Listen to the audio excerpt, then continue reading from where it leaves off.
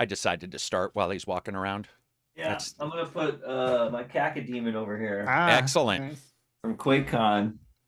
Sup, everybody? This is Carrick with ACG, and I'm here with Johnny Silver and Stephen Kick from Nightdive Studios. Hey, welcome, We Steven. are going to talk about remakes, remasters, game creation, games we love, games maybe we don't like. Just depends on the mood today. I want to say thanks to everybody for showing up to the new podcast. I appreciate it. We did switch to a different channel because the algorithm is a disaster on YouTube, and talked to a bunch of other YouTubers. They helped us out, sort of walked me through the steps of what I needed to do and why it was smart to do it. So we have done that. And if you guys get a chance, subscribe, check out iTunes, Spotify, all that kind of crap. Let's just move directly into this. First of all, thank you very much, Stephen. It's been 6 years in the making, I think, is what we were talking about prior to us starting. I think it's been about 6 years since I first talked to you. First of all, how about this? I asked you this and we decided to keep it. As everything's worked out from that time I talked to you to now, did it work? Have things gone better than you had ever hoped? Or are you one of those type of people that's like, I'm going to will into existence success, and I knew exactly how this would go? Yeah, everything that could have gone wrong went wrong. Oh, okay. A lot of the things that you learn early on as a game developer to avoid, we fell headfirst into. Things from like switching engines mid-development to bringing on brand new team members mid-development, stuff like that. We didn't listen. All those things that you learn when you're learning how to make games. There are these pitfalls that you get warned about, and yeah, we just couldn't avoid them. But to answer your question, I think that the game that we ended up making was far and above my own personal expectations of what we could do and what we could accomplish. And I'm just immensely proud at what we achieved. Yeah. So when we talked, you were having, correct me if I'm wrong, but at the time, I believe you had sort of jumped in. It was System Shock we talked about. And you guys were working on that. And then I can't remember, this was a long time ago. I can't remember exactly what had happened to spawn my initial discussion video, but basically you guys had run into some issues there and it extended the development, right? And it's sort of like pushed that out. What do you remember? I mean, I'm sure you do, but what was the major cause in particular of that one extending out? This was System Shock. Yeah. So it kind of goes back to the Kickstarter, and we had initially put out a goal of $900,000. And this was for the Unity version of the game that we were developing and that we put out the prototype and the demo for the backers to try before they decided to, back the project. Right. And that was a big turning point because if you remember, there were a lot of games that were trying to kind of jump on the Kickstarter bandwagon. Like, Mighty Number 9 is one that I will reference a lot because there was just some concept art on that campaign and nothing more. And we decided that we needed to kind of regain the trust of just that community. And so we invested quite a bit of time and money in actually producing a prototype or a short demo so that people could experience what it was that we wanted to develop and deliver.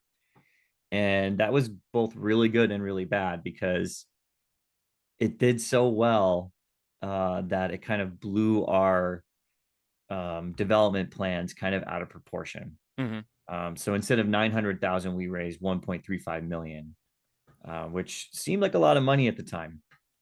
But what happened after that was, oh man, we've got so much more money. This is what we could do with that extra cash. Yeah.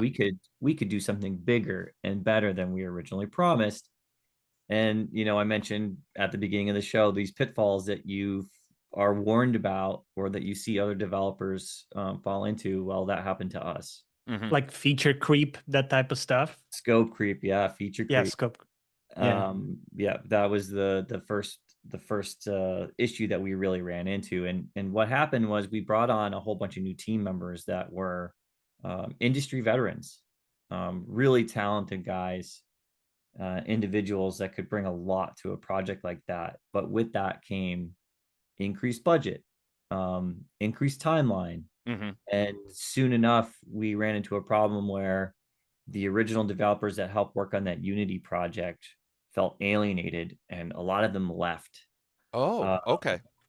One guy, actually our lead artist who developed that very initial art style that really kind of captivated our audience, he got poached. Oh, damn. Somebody came along and was like, hey, great job, I'm going to offer you like 3 times more than what you're making now, right. to come do that for me. So that kind of sent us in a tailspin, and we pushed along anyways. We had the money, we had the people, but soon enough, finances started getting really thin, and the scope of the game continued to get even bigger.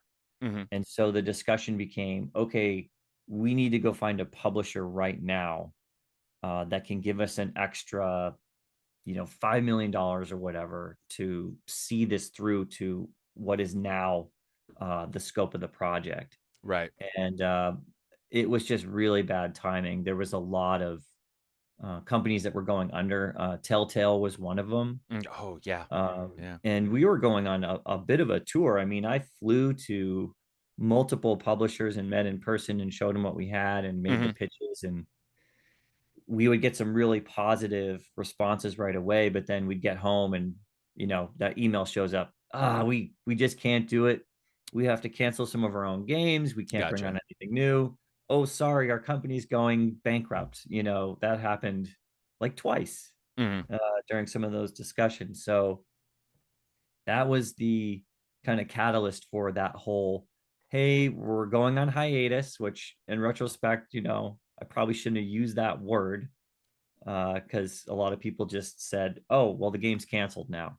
Hiatus does mean that to people, right? It just straight up does. Like, that's people take it wrong. Yeah. It's not the definition. We were just taking a break. We needed to take a step back and kind of reassess what we were doing and figure out what went wrong, and approach it from a new angle.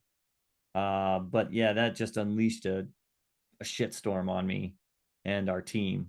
And that's when I think you and I first had our conversation.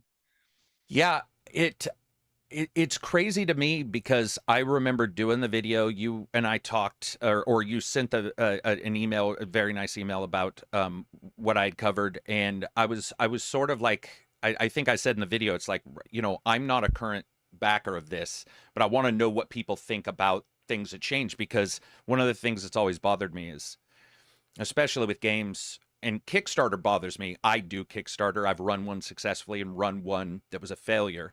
And both, you learn from failure, but let's be honest, we'd all rather learn from success, like that. I mean, come on.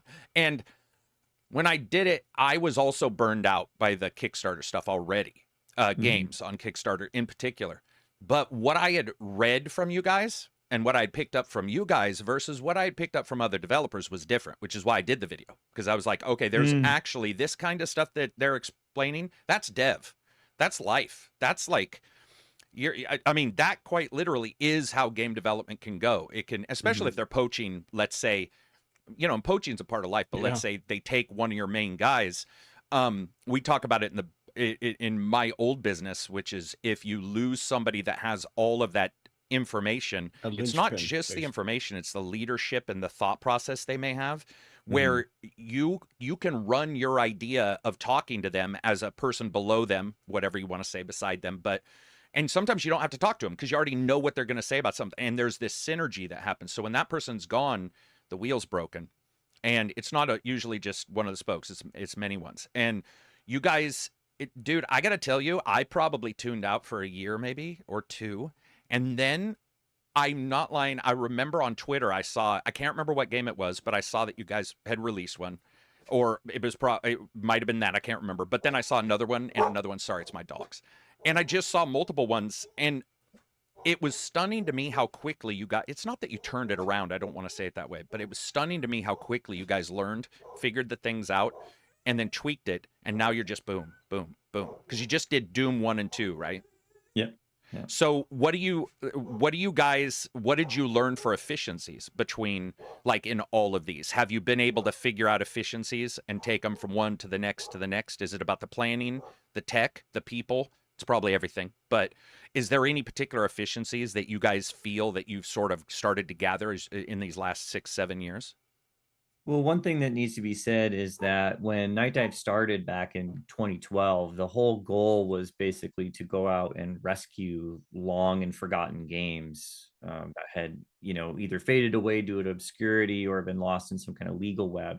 And so we always had this team, which we call the Kex team, which just focused on remasters and re-releases of existing games. I really appreciate you guys' efforts to rescue the operative, even though it sadly failed. Yeah, well, we'll get there. But so that team has always been kind of the backbone of Nightdive. They've always been consistently releasing really great high quality titles, Turok 1, Turok 2, Turok 3, Forsaken, Shadow Man, Quake 2, and then most recently Doom 1 and Doom 2. They have a very kind of illustrious history already of releasing some really great stuff. And so the money that was being generated from that is what helped keep the System Shock Remake team going through all that turmoil. And basically when we came back from the hiatus, we were left with like a core team of probably less than 8 people. And we had to reboot the project essentially a third time. And it was just very scrappy. We knew that it was going to take a long time, and we knew that everybody was going to be working on pretty much a shoestring. But I had promised that we were going to deliver the game no matter what, and that the Kickstarter rewards would be fulfilled. That was just my personal promise, whether or not I had to put in my own money, which I did, whether or not I took a paycheck, which for a long time I didn't. We all sacrificed a lot during that third rebuilding phase. And but you know what, when we came out of it on the other end, we've got a group of guys and girls that went through the trenches with each other and came out clean on the other side. And so that experience and the camaraderie and the that team that was built off of that, they've become a force to be reckoned with. They're cranking away on their next project right now, which just the tenacity built there. And they've got their pipelines and they've got their efficiencies and they've got the familiarity, and they know what to look for now when we bring on new people, like who's going to fit in this team, who's going to, help us as opposed to kind of weigh us down. Because, that was another thing. When we brought new people on, it was often in a pinch. Like our art director from the Unity project who got poached, he wasn't the only one that got poached. We lost multiple artists. We lost our UI designer because they were all just doing fantastic work that got, and they were being noticed. And so it was like having our legs chopped off at the knee every 6 months and having to go and find somebody that could hopefully replace them. And it was a challenge. Before I let Johnny and Silver in here, there's one thing I want to ask, and you can be as political as you want. It's not a surprise question or anything. Was there ever a time that when, like, how do you, so especially in really high stress environments and when people are being poached, was there ever a time that you sort of sat people down or had to sit people, like a group down and sort of, in a way, not beg them to stay, but you get my, like, hey, listen, I know that people are doing this out there, right? And they're paying more, and there's these things awaiting you, but there's probably a reason why you joined. And I'm telling you right now, we are actually seeing movement forward. Did you ever have a team meeting of that sort, or many team meetings? All the time, yeah. Oh, yeah, okay. But, again, the people that stuck around and that decided that they were going to put everything into it to see it through, I can honestly say that System Shock is a major passion of theirs. And they were just thrilled that they even had the opportunity to work on that franchise.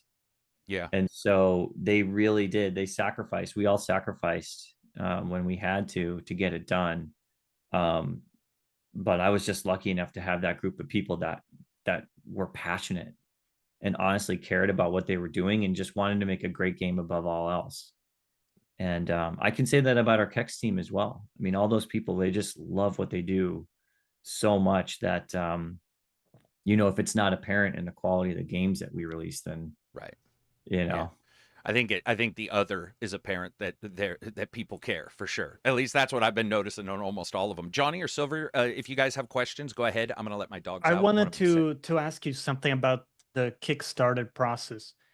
I get my hypothesis was that it was maybe a lower intensity, lower pressure environment because people are sort of opting in to help you with the project. But it kind of sounds like from what you're saying, what other people have said as well, that it's like actually really high pressure, especially when you start to take on, you know, more goals beyond what you had initially too. You can't really just backtrack and say, let's go back to the original scope, right? You've taken up this new level.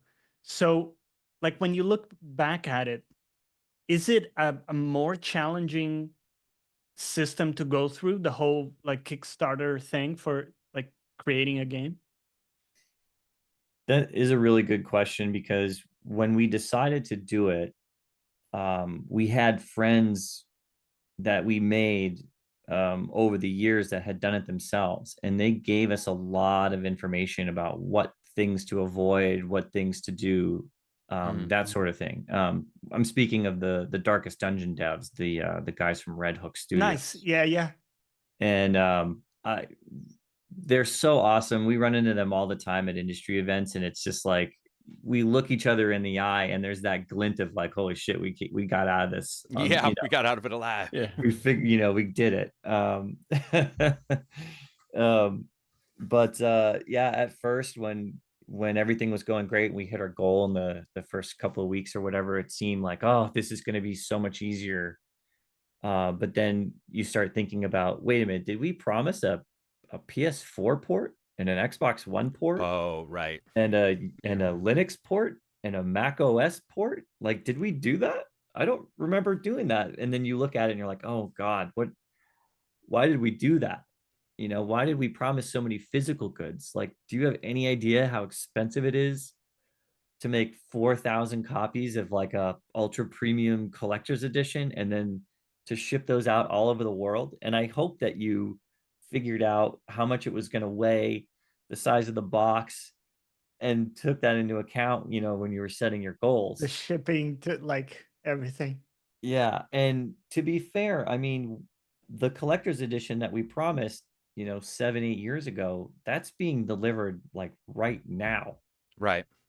People are just getting that in their hands, and it's been a battle. I mean, I don't regret any of the decisions that we made.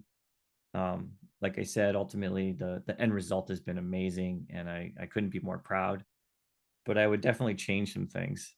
At least the timing on promises. When we did ours, we only were doing bicycle playing cards. So it was a deck of playing cards we had made. And the cost, and we had 10,000 orders, and there were 2 of us. And you start doing the math on shipping and going to the post office, and you're all, wait a minute, what? And so it was every single night for like 6 hours.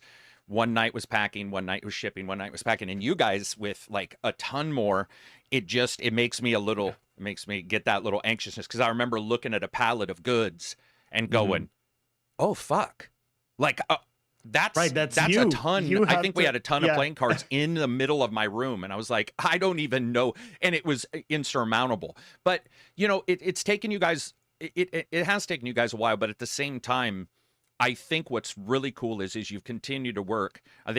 I'm assuming that most of the people who are getting those now have been rewarded in either other ways, or they're seeing that you guys are obviously, you know, you're not one of the companies that has disappeared. You're not one of the, you know, so I'm sure they want it, but at the same time, it's really nice to see. It's like you guys are still there. As somebody who does board game Kickstarters, I can't tell you how many have failed. Unlimited. It feels like it's unlimited. Every time I look at my Kickstarter, it's just a profile of failure for everyone I've backed until I stopped. So the fact that you guys are still around and to be able to do this 6, 7, 8 years later is awesome. Silver, did you have any questions for him before I get to some of the questions? Yeah, actually. especially about games conservation. You like your perspective on that, especially as we're getting like legislation and potentially in Europe on like having to perpetual servers online and stuff like that. How do you think we can conserve games and like the legacy of games going forward, especially as we move increasingly to digital media and online games and stuff like that, where that's going to be a significant challenge going forward? Yeah, that's a really great question. There's a lot of great kind of groups right now that are trying to put forward like best practices for developers for just like backing up their code and making it available post launch, not in like a commercial way, but in just a way that people can learn from it and save it and preserve it and even modify it in some respects. But of all the games that we've done over the last 8 years, we've come across projects where we can't find a shred of anything left over. No concept art, no design docs, no code. And then we find some really obscure game and the engineer was like, oh yeah, I just backed up the whole server and I got it right That's here. awesome. Right. And I've got, iterations, I've got prototypes, I've got this and that. And that's the stuff that we're really grateful for because it makes our job easier, but then it also enables us to share that with people who are genuinely interested in games preservation. The Video Game History Foundation, they got us all together. They got GOG and Nightdive and Digital Eclipse and all the companies that are kind of involved in this scene to talk about putting together like almost like a manifesto that we can share with other developers to go, hey, we don't want this to happen to your game. Here are some steps you can follow to ensure that the game's always going to be around for people to enjoy and experience again. When you get to the root of it all, the philosophy of Nightdive is that games are art, but in order to continue being considered art, you have to have a way to experience it. And we don't have the luxury of just putting a frame around it and letting people look at it or right click copy as JPEG. Or convert some film celluloid to digital. It's not that easy. Like there's teams and there's money and there's a lot that goes into bringing these games to a modern audience because technology just changes so quickly. And I think it's really great that we've seen I remember two of the big ones that I always heard were never gonna get preserved were Blade Runner from Westwood and Alpha Protocol from Obsidian. Sega Obsidian because of rights issues, and in the case of Blade Runner because the source code was completely lost when Westwood moved studios. But both of those have actually been salvaged and are now on GOG miraculously. So there is potentially hope for the ones that are still lacking, like No One Lives Forever. No One Lives Forever, IP hell, but I did listen to a bunch of podcasts, and Steven, you've been asked that a couple times. For No One Lives Forever, I don't know. I might have been a year or two ago when you were on this podcast, but I heard. I think right at the starting, somebody was talking about No One Lives Forever. They're talking about a couple games, and you had said I'm not pretending like you know more now than you did then, but it sounded at the time like maybe you're just eternally an optimist now. But you said something along the lines of, not we're working on it or I can't remember what it was, but I was like, did he actually mean he's figured something out? Or is there anything for No One Lives Forever? Do you know anything about because I've heard the IP is everywhere, split into a bunch of places. And if you can't talk about it, just say you can't talk about it. We can move right on. It's no big deal. No, we've figured it out. We know who owns what. And it's spread. What? It's spread to the four corners of the earth. It's somebody's got a tiny piece here and so-and-so's got this and so-and-so has that. This person has this, but they don't know it. So we have to kind of prove it. Right. And yeah, it's just been years and years and years of just talking to original developers, some of the people that worked for the original publisher, Fox Interactive, making friends with people, that work at Disney and Warner Brothers, and just going, hey, that no one lives forever. What's your opinion on that? Or what's your, who's the attorney that's been asked this question before, and kind of just assembling those pieces. So we know the landscape. It's just a matter of kind of timing and finances, really, at this point. So you're right. I'm an eternal optimist. I can't help but being positive about anything. And I'm committed to making it happen. But that's all that I can really share right now, is that we know the players involved. Now we got to get them to play the game. Hey, that's one step above. Back to the preservation thing for a bit too. We've talked about this on the podcast, and it sounds like pie in the sky. It sounds a little bit like maybe even what your manifesto was, but I was like, listen, as we go forward, I just wish every company that did a service game just made their server, they have a WinRAR somewhere, and it's their server files, right? And they're like, okay, this makes sense for us because the IP might be worth something in 10 years too. Even if we only go for 3, we might turn around. Gigantic, look at Gigantic, up and running, out, canceled, came back. So it's like the idea of having these server infrastructures, the code somewhere, when you're making that online or service game, because we all, whatever you believe about service games, they're a service, and most services die. Yeah. And dude, I would just love for any of these divisions, whatever, to just be like, okay, we've got these, we've got these files here, and we're done with it. And if just like if here you go, we're done. And if you want to run a private server, Library go of for Congress or something, right? Or Library of Congress. Yeah, it doesn't necessarily have to go to people. It Smithsonian could or always go whatever. to an institute. Yeah.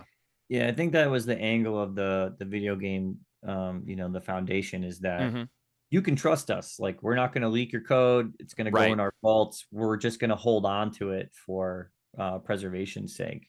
To your point about live service games, though, I think that's super interesting, because let's say, I'm just going to pull one out, Star Wars Galaxies, the vanilla version before everybody could be a Jedi. Let's just put exactly. Right. Yeah. Let's say Sony Online Entertainment, they're like, here are all the files, we don't have the rights to Star Wars anymore, but if fans want to kind of run their own thing, let them do so.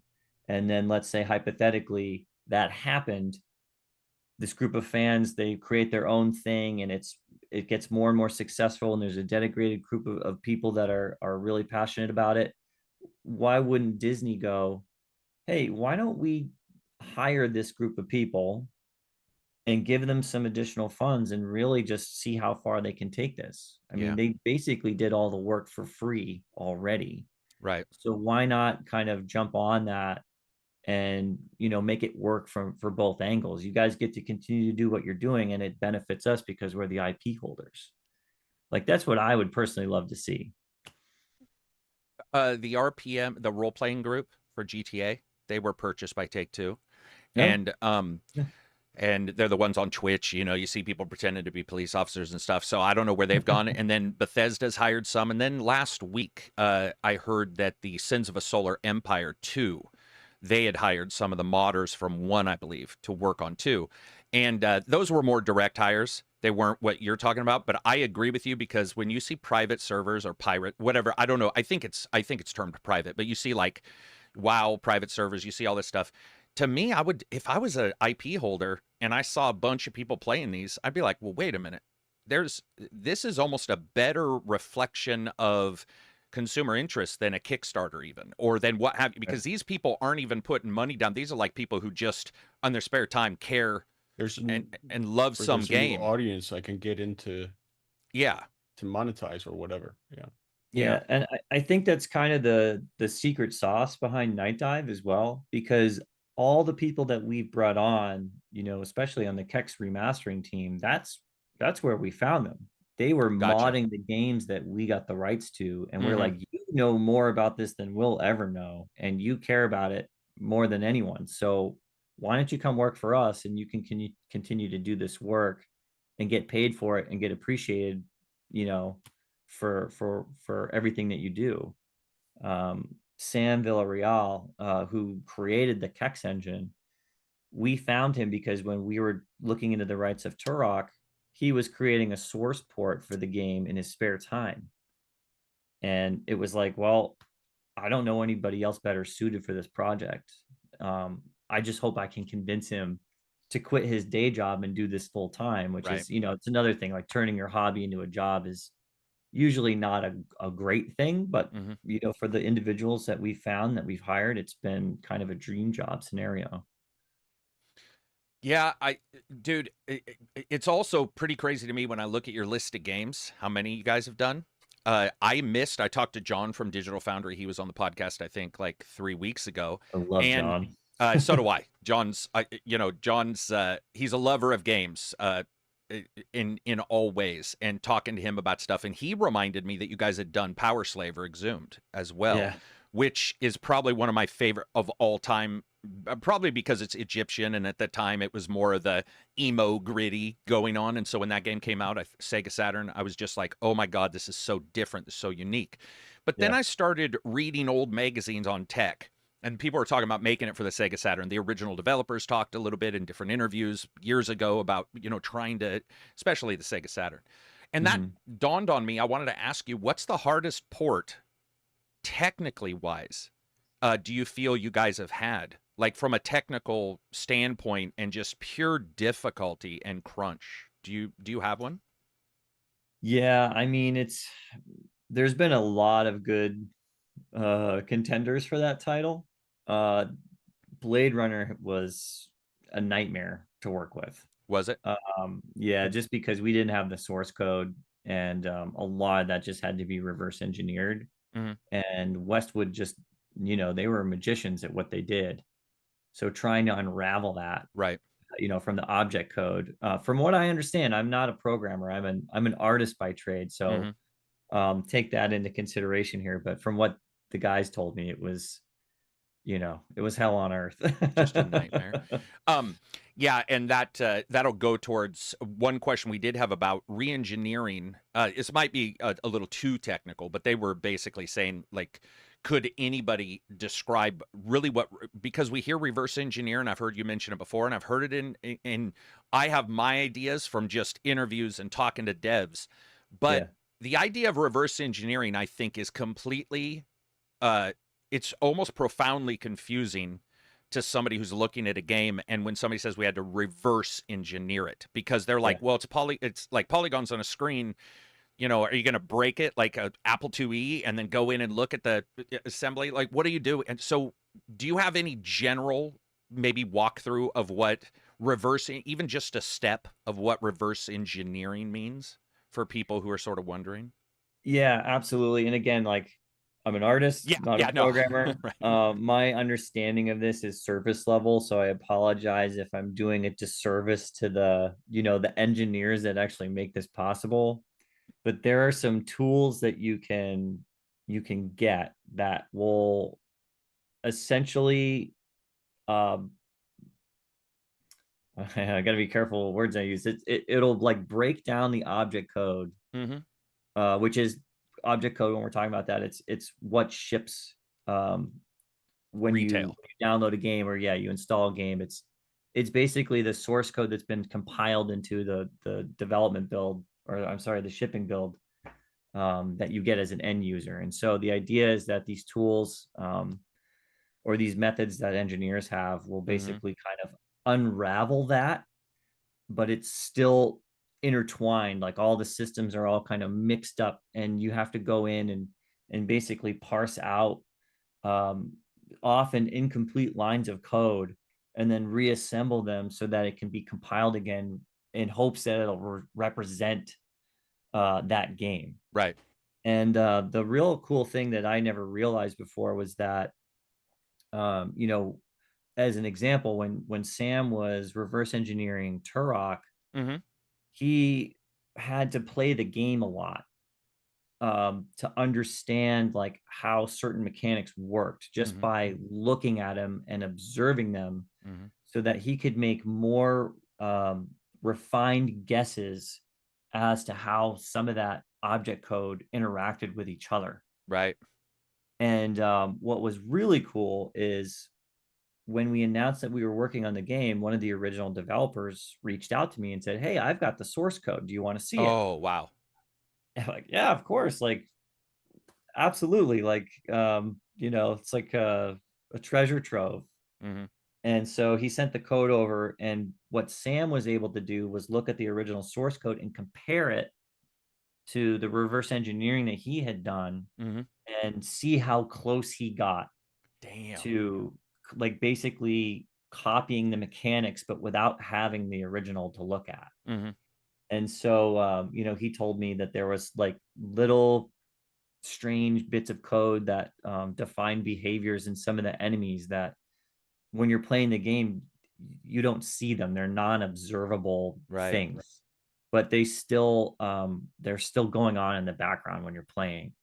And that can, change the design and the feel of the game. And so he was able to take that and kind of fix the observable code that he had written to closely match it. So yeah. Thank God for nerds. I love us. I'm happy we exist, because that is amazing. Somebody is able to look at the code. I started on Apple IIe. Like, we're talking ancient times, Tandy, Trash 80, all of those. And when you look at that old code, that was at least assembly. I could look and go, I know what's going on in this line. But it's like when you jump into actual real code now, I've seen friends ship, they'll send you something. I'll be like, I have no clue what this is even doing. So the idea that an entire game is basically being read or in some way, parsed out and then placed, and then a person is smart enough to look and maybe go, I think that's momentum for a jump. Or, whatever. I mean, the idea of what is in that person's brain to me is alien, but it's aliens among us. But I love it, man. That is great. How did you find him?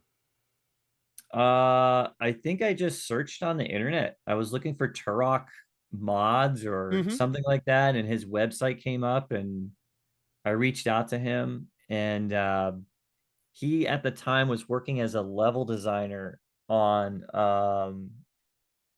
the Fear mission pack, the Perseus Mandate.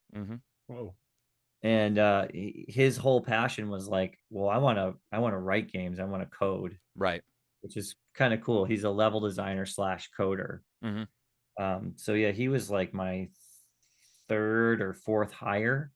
That's awesome. And man. then with him, it was like, hey, I've got all these friends, and we're all part of the Doom community, and we're all like, love this stuff. Do you want to meet them? I was like, yeah, of course. And now they all work for Nightdive. That's awesome, man. Yeah, that's awesome. That is really cool. The idea that everybody comes and the searching the internet, it's funny because especially like with LinkedIn and all that stuff now, you're like, I don't know who this is or if it's real or if it's just PR. But the idea back then is like somebody's running a website.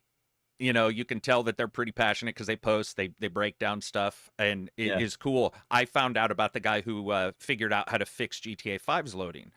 And it's probably one of the most fascinating things ever. It's just a dude at his house who looked at the loading screens in GTA 5 online and was like, nah, something's wrong.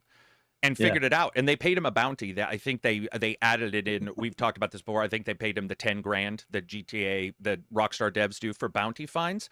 But I was like, dude, that's a fan right there who's just sitting there going, yeah, I don't think that's right, or I just want to go in here and adjust this you one shouldn't thing. wait 15 minutes to get into a multiplayer mission. Remember that shit? Yeah. And when they found the fix, it was like even I could read it. That was the other thing.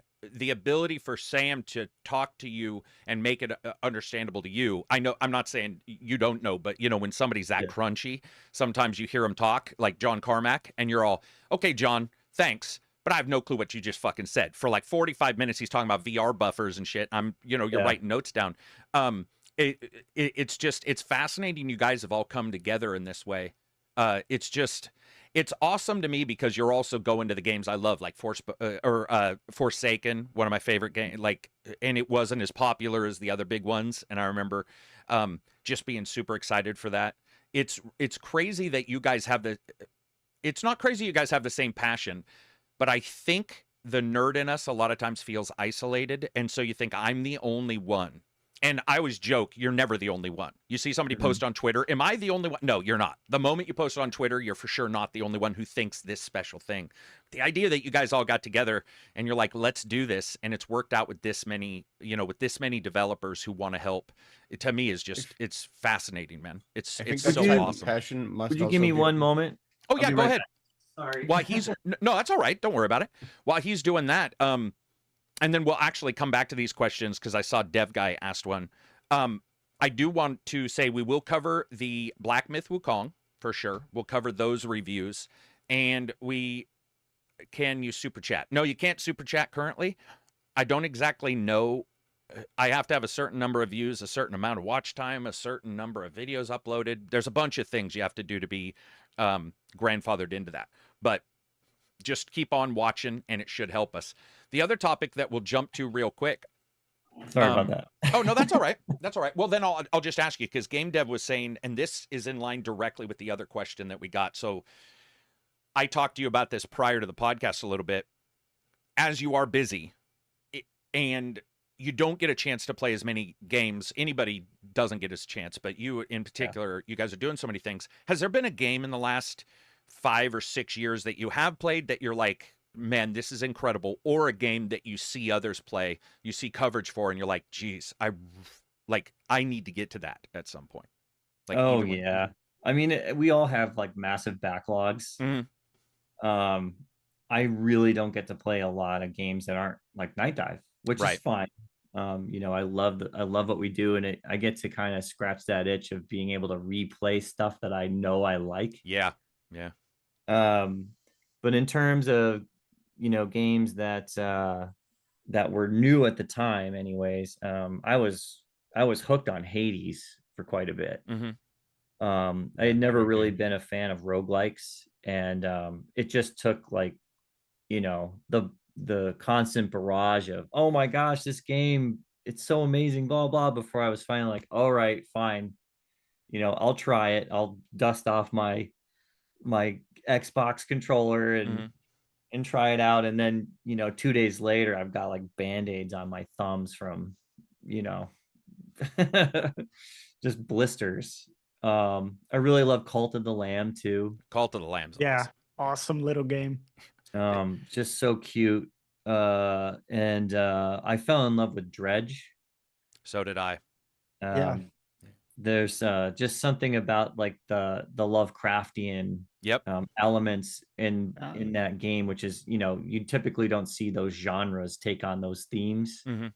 And I think that was just reminded me a little of Sunless Sea in that sense. Yeah, Dredge is that's definitely true. Sunless Sea was another one. One game that I just adored that didn't seem to get much love was The Sinking City. Again, it's a very Cthulhu, love it.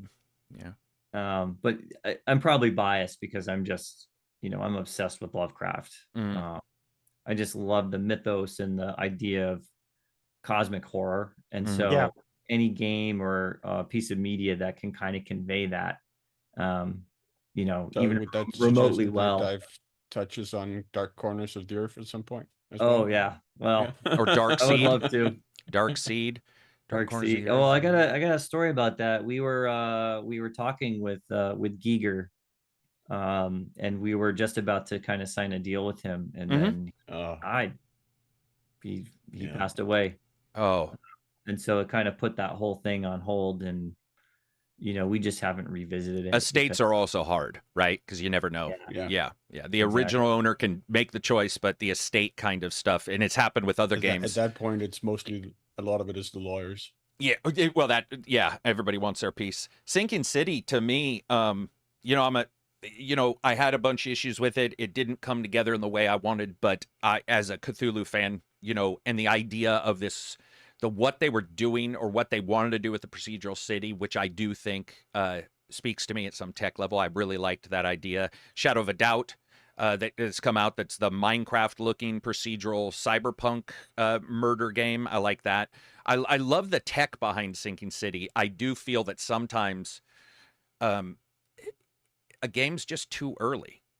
Like it's just like we needed maybe another year of tech. We needed maybe 2 more years of tech or 1 more graphics card revision.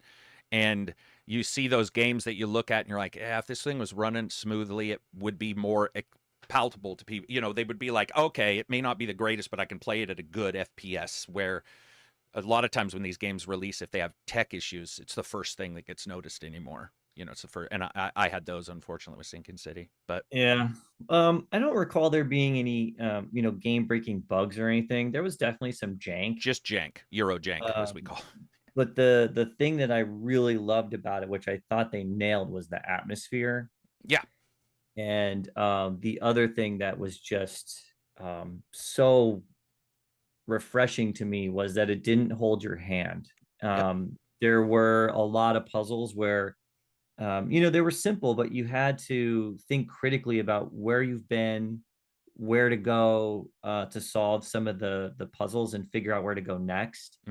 And my copy came with the map, and I had that spread out on the table before me, and I had little post-it notes, and I was like, oh, this is where this is and this is where that is, and it made me feel like I was a kid again. Yeah.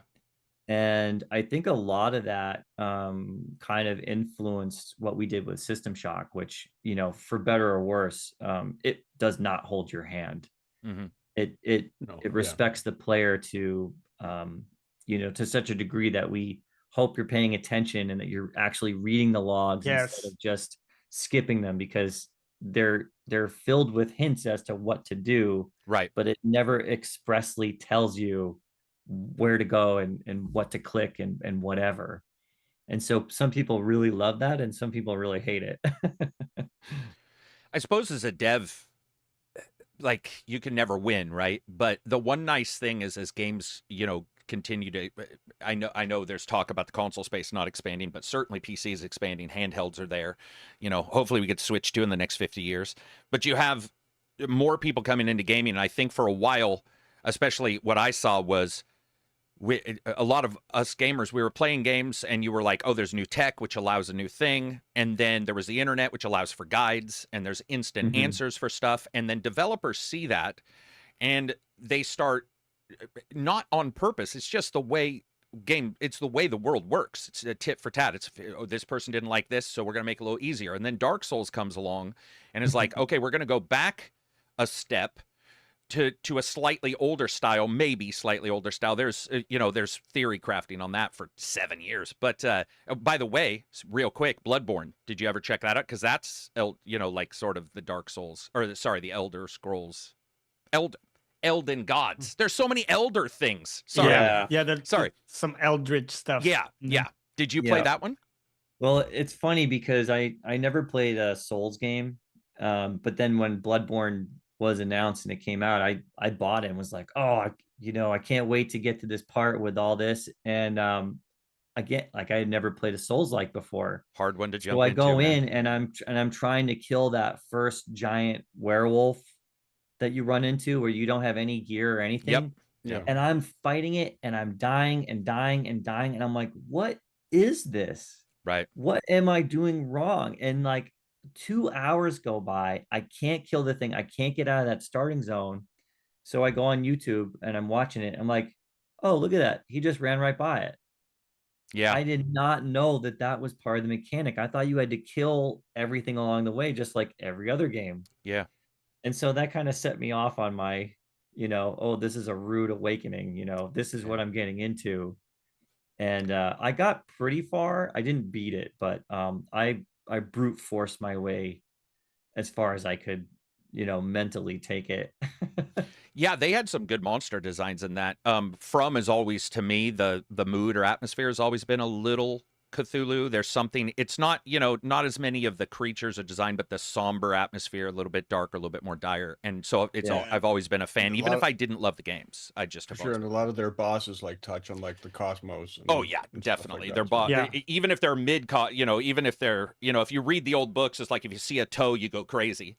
But so luckily it does. It's not that bad. But even without the tentacles, at times you still get the vibe, the cosmic horror. Right. When it comes to making these, we have some questions that have come in from patrons, and I want to get to a couple of these. Again, they might be too technical. I don't think they are. These seem to be fairly easy to go. Spetsu says, first of all, as a fan of old games, Nightdive is by far my favorite studio. You're doing an amazing job bringing cult classics back to life. Thank you. Could you explain a bit about how the whole remaster process works? And blink twice if System Shock 2 Remaster is in production. No, I'm not gonna blink. Okay, there we go. Top down, pretty wide view. Like, I'm assuming interest is where it starts. Yeah. So when we got started, again, the idea was that I was just gonna go and try to find any game that you couldn't commercially buy anymore. Okay. That had been lost for some reason, and my personal list was based on the games that I had played with my dad growing up. Okay. So that's where we got games like Time Lapse and Bad Mojo. Bad Mojo. Yeah. The Roach game. Yeah. A lot of those early kind of adventure games. That's what he and I did. After dinner, we went over to the computer and we played adventure games together. And so yeah, to answer the question, now that we have the Kex engine, we have a lot of developers and publishers that come to us with projects, which is really nice. But before we were, kind of had the notoriety or the experience, we would go to try to find games again that you couldn't get anymore. So like if we use Turok as an example, we're like, who owns this? You know? And that's kind of the first step, is figuring out where to even begin asking questions. And so I would, utilize stuff like the trademark search, which is a government-run website where they keep track of all the trademarks and who owned them, when they were abandoned, if they're still live or not, the attorney on record, that type of thing. And usually that's a good starting point to get a name or a company. And then I would typically go to LinkedIn.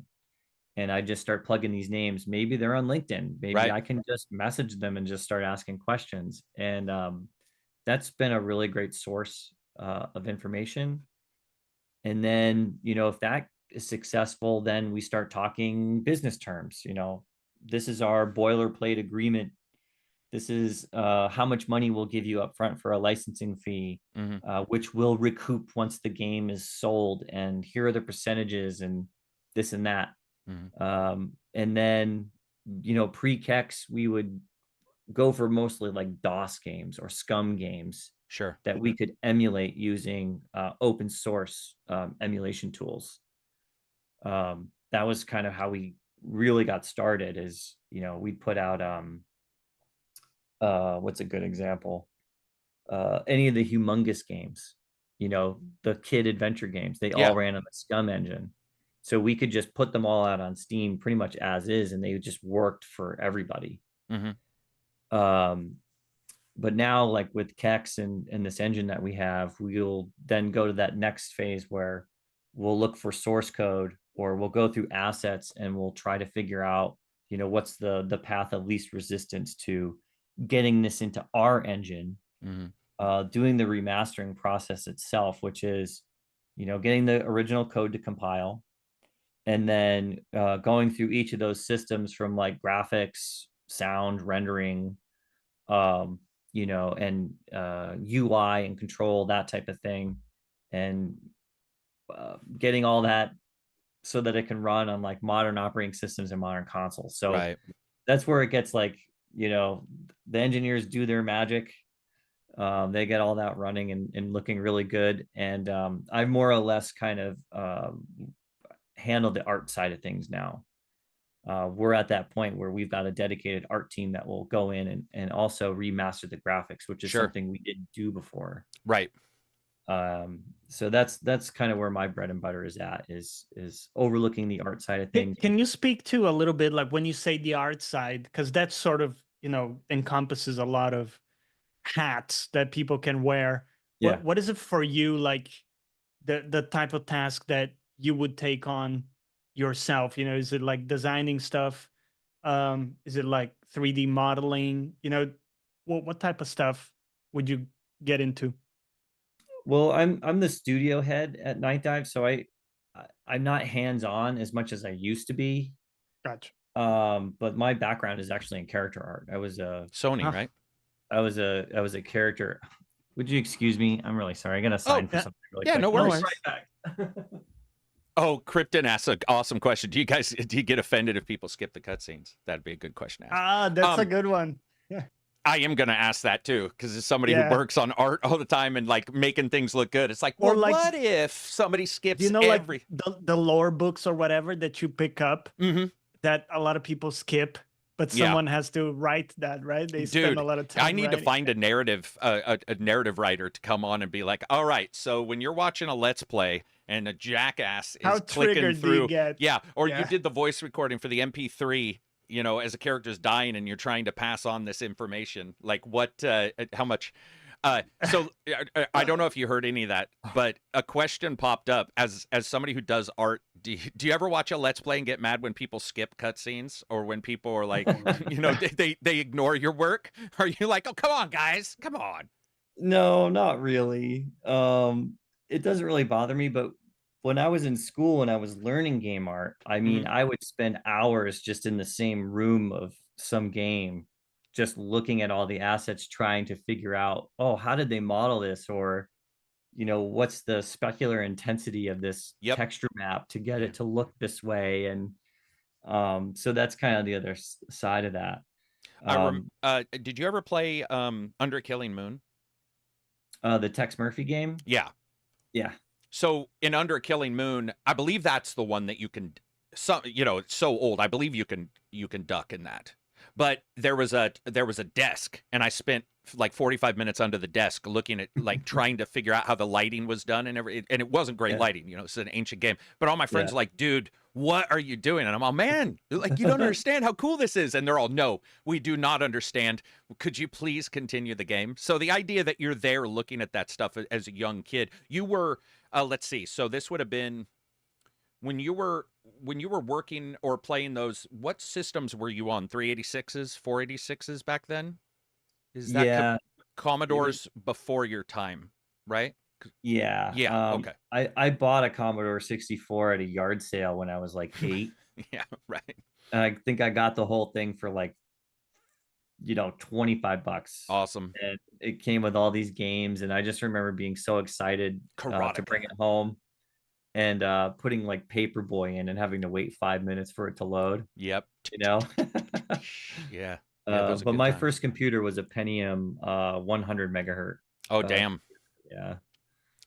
Pentium inside, seeing that sticker meant something. I remember it was Cyrix at the time, the other CPU maker. They had the like the knockoff, and I remember just when Pentium inside was on your computer, you were like, "Oh yeah, man, I've got the business here." What were you gonna say, Silver? Go ahead. I'm sorry. No, I just said my first was a compact Presario. A compact Presario. That those were the begin. I think compact was the beginning or one of the first ones I remember working on, taken apart, and they were starting to really use proprietary hardware. And I remember trying to repair it at the repair business and being like, everything was slightly askew on purpose so that you'd have to ship it. And I remember, I mean, and then I worked at HP for 14 years, but it does, you know, it's like, it doesn't matter what I hated in real life versus the business. But I remember going like proprietary, even back then, was already pissing me off. I think I had one with like Windows Millennium or something weird. Oh, damn, dude. You basically had malware as an OS. Good for you. Oh, God.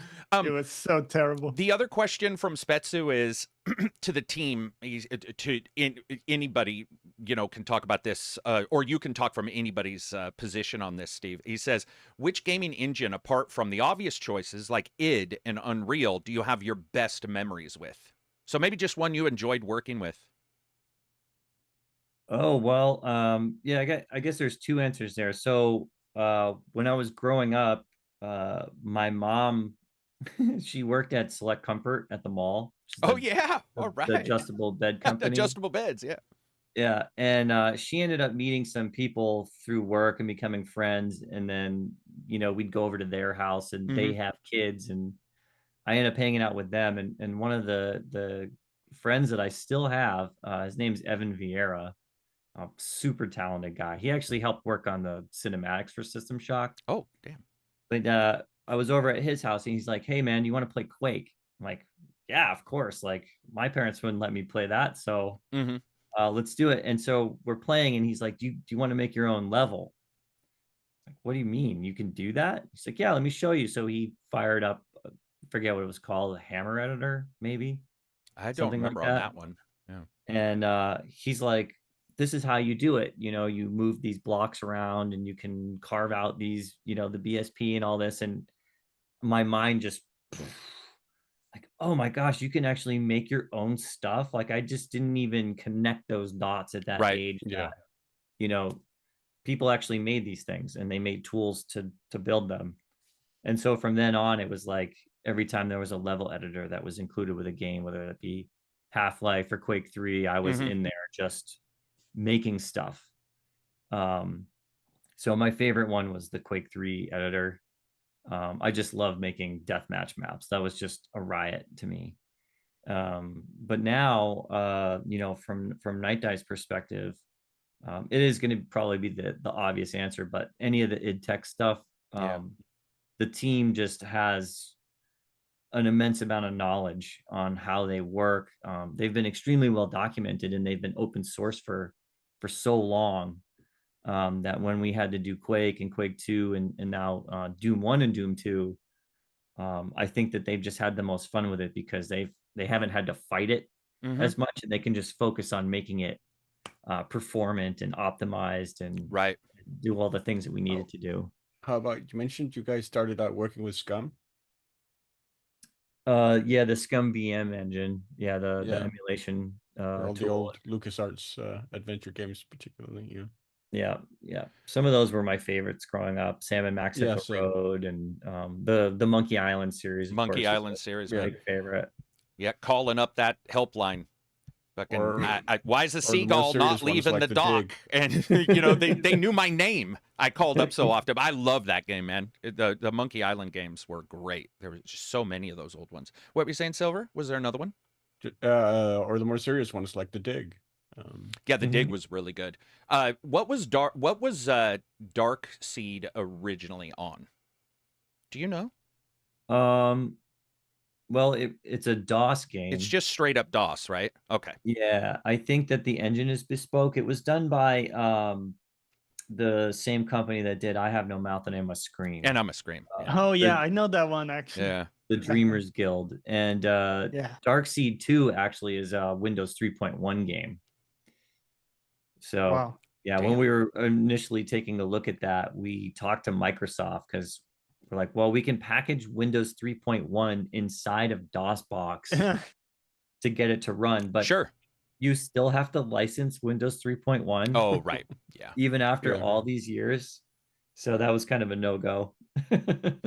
Yeah, those old games I still remember. Just trying to get them to, there were, whether you go in, you have to adjust the sound card. You had to do all Yeah. this, and Yeah, there's something to be said. I'm not bringing back in my day, but there is something to be said about appreciating when it's not FPS that is the issue. It's like you have to, you have like 65 version of Sound Blaster card or whatever, and you have to figure out exactly how many, back then.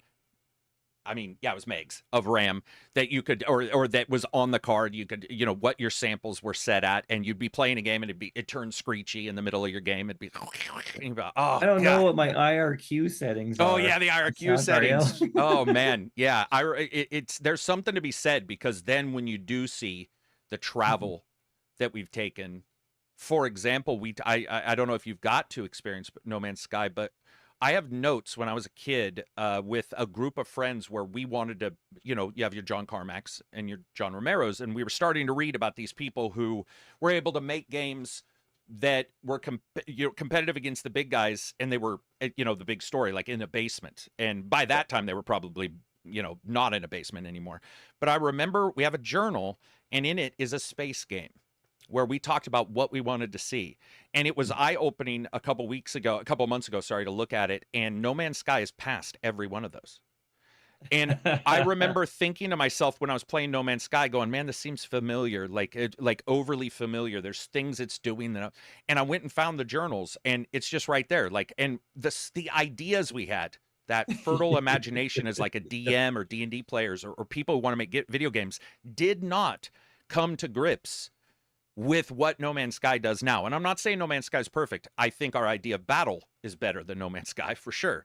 But you look at it and you're like, damn, we've come a long way. You know, it's fascinating. You could ship 3.1 in the emulator to get the game to run on 3.1. You're just like, what? That's like 7 degrees of Kevin Bacon kind of shit. But it's still like the fact that you can do that and then run all that in a PC that runs, and it'll run it at insane amounts, you know, frame rate and stuff like that I don't know. There's something really like it's super fascinating, especially bringing some of the older games. I know some people won't want to play them, but the idea of somebody understanding what, maybe not Darkseid, but somebody understanding, let's say, the original Curse of Monkey Island or whatever versus the new ones, being able to understand where somebody's coming from when they talk about why this old game made them more imaginative versus the games we get now, which I have no complaints. I love a ton of games, but they're very in your face a lot of times. Right. And you were talking earlier about Sinking City, and you spoke to something we've all talked about on the podcast many times, which is the idea that sometimes less is more, not in the stupid saying, but in the idea that if you give less, if you can hook on the other things, a gamer will give you more. And they'll look at things a little farther in, and they'll be like, I have my map, or why is this graffiti here? And then they start diving into a game like Sinking City, or a game that has those puzzles that, you know, you're a little questioning on because it's not flashed on your screen all the time. And again, I'm not dissing on those games because I love my flash on the screen sometimes too. It just depends on the game and depends on, you know, everything that comes together. Yeah, but I think one of the big things too about that is, or just one facet of it is the like breadcrumbs, you know, like an arrow or a quest marker that shows you exactly where to go. Yeah. Sometimes I love it. Sometimes I'm like, get this shit out of my face. I turn them off, man. Yeah, let me figure it out. Yeah. But then there are other times where I'm like, where did I come from? What? I just want to finish this section. I don't want to be running around in circles for 10 minutes, you know? So I get it. I suppose as a developer who did System Shock then, which doesn't, did somebody ever mention a golden path? Or not a golden path, but like the breadcrumbs? Did somebody say, hey, let's have a thing that just points you everywhere on the easiest difficulty or something like that? Yeah. So what's really cool about System Shock is that when you start the game, there's 4 sections of the game that you can change the difficulty of. So one of them is the puzzles, and I believe that if you put that on 1, you have the option of enabling breadcrumbs. But the thing is, man, I don't think I saw that. It said that, but it didn't work until we patched it in later. Oh, damn. Okay. So, but most people were like, well, I'm not going to put puzzles on 1. I'm not a dum-dum. And they just did 2 anyways. They're like, well, I need to turn on breadcrumbs. And then they found out that they had to basically restart the game and lower the difficulty to get that. So, yeah, I mean, in retrospect, we could have done things a little bit better, but, you know, for the team that we had, the size of the team and the resources that we had, you know, we had to kind of go. Yeah. Sometimes you can only deliver a certain thing, right? You know, that it's like you can't just unlimited resources. We see that pop up all the time where people are like, why doesn't this game do this? And it's like, because this costs money. Every single thing costs money. Sometimes what we deliver is all we can. Iggy has a question. He says, hey guys, love the podcast. Always a good listen. Nightdive's awesome. Have any of you revisited older games or played remasters that made you fall back in love with that game or actually ruined the memories? For me, San Andreas Remaster, I knew where this is going. San Andreas Remaster ruined mine. But I played the original Mass Effect trilogy multiple times over the years, and again with the remaster, loved every minute, minus some plot holes we don't have to mention. Okay. Yeah, I get what you're saying. Thanks, guys. Have a good rest of your podcast. Has there been any that have not ruined? Have you ever gone back? Like, and maybe It's a thought bit of a about strong. yeah, it's a strong pretty word, strong maybe. word, but have you ever gone back, Steve, and played one and been like, man, I don't know if we want to remaster this, or something's popped into your head where you just think maybe it's a no-go and it wasn't as good as your memory had told you? That's a really good question. I'm trying to think, because we give every game its opportunity, regardless of the past. One of the games that we just did was PO'd, and that didn't exactly light up the charts. Yeah, it when didn't light first up the came charts. out. Yeah, right. And it is a weird game. But Sam, it's another whole story. But Sam asked me to get that game for him for his birthday. Mm-hmm. So he could work on it, and I found the devs, and they had the code, and it eventually turned into a Nightdive project. It's not even really that fondly remembered by those who did play it. Right. But Sam loved it, and I wanted to do something nice for him, and it's great that it's out there. It's Yeah. playable again, whereas before you needed a Absolutely. 3DO or a PS1 to enjoy it. 3DO, baby. But Those were one the of days. my all-time favorite games, which has been remastered twice now, is Beyond Good and Evil. Oh yeah, I love that game. So I played the original on my PC a number of years after it had come out, and just instantly fell in love with it. Yeah. And then when the Xbox 360 arcade version came out, I Mhm. bought it again, and I thought that was perfect. Mm-hmm. And then when the 20th anniversary 20th anniversary, yeah. just came out, I bought it again, and I'm playing through that again. I'm just hooked to it. Every time they could release it 10 more times, and I'd still buy it.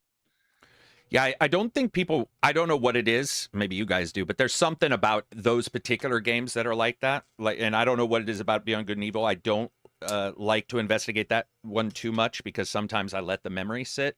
But that game in particular is probably it's certainly in, I don't like top 10 lists, but I would say it's definitely in my top 10. And the idea of that world, I don't know what it was. I don't know if it was a color. I don't know if they really did anything unique. It was just everything came together, and it was just a fantastic, weird sci-fi animals as people kind of heartfelt world. I feel the same way towards Dreamfall, the Dreamfall games. I don't. Oh yeah, The Longest Journey. Longest Journey is one of the best games, and I'm always teased for being unemotional, but it's one of the few games that I was like, if I cried, this might be the time. There was there was moments where I was like, holy shit, but I don't know what it is. I can't. But it's weird because I have people play Beyond Good. It's weird that you mentioned Beyond Good and Evil, because the 20th did just come out. We have people in our Discord who played it, are like, this is one of the most heartfelt games I've ever played. And I'm all, well, what about that is more heartfelt than, the 10,000 other samples that we could give? So, yeah, I don't know, man. I don't know. I think, Silver, you played Beyond Good and Evil originally as well, didn't you? Yeah, When it first but came I out? mean, honestly, it's so long ago that I don't remember too much of it. Yeah, and you I don't think- return to games and anyway. I think there most are of the time. times where I kind of, for some weird reason, I mistake it a little for The Longest Journey, which was a Funcom Yeah. sort of adventure game, where those two, for even though they're not that similar, but they blur together for me Female got in my memory. protagonist, maybe back in the day, it might, and voiced, it might have just triggered your brain to overlap maybe. those two. Yeah, that's what I was going to mention. Jade as a character is she's just awesome. Like, her heart is in the right place. She's trying to do the right thing, but she's open-minded. She's a journalist. I mean, I think that's one of the first times that you probably see that in gaming. Using the camera. She's got a camera, and so you've got a melee weapon, but it's not like the main part of the story or the main mechanic. It's not to fight and do combat. It's to expose basically government corruption, who are in league with these aliens that are harvesting the people that live on this peaceful world. Yeah, so good. And it's such a dark story. But the art style in particular is timeless. Yeah. It's almost like they took some cues from early Pixar movies or something, because it's very heavily inspired, I think, from like French comic books and graphic novels. Gotcha. Yeah, that I could certainly see that. But I think that's why it's been remastered and it's held up so well, is because they really don't have to do much to have it still look great. Holds up well. We've Yeah. mentioned that a lot on the podcast. A game like Borderlands, not cell shaded. Because we had them on one time, and I said cell shaded, and it was like, you know, I insulted their mother because they don't consider that cell shaded, which I get. There's a certain term, but that term, whatever you want to use for it, is timeless. There is something about it that, because of the sharper edge, like the way things, but the pastels, and then there's a sense of nostalgia when I played that, even though I got the sense of nostalgia the very first time I played it. There's something about the color work in that game that is just phenomenal. Chloe's the same way in Longest Journey. Like, I just Dreamfall. Like, there's something about those games back. I don't know what it is. Maybe there's something unhurried about them too. Even though Beyond Good and Evil has some things to it that are, if I remember right, because I didn't play the 20th too much. The people in the Discord did. There might be a timed mission or two, but there's a lot of those games that I like that they're not like sitting there saying, go do this. And there's not a lot to explore. It's just, you can.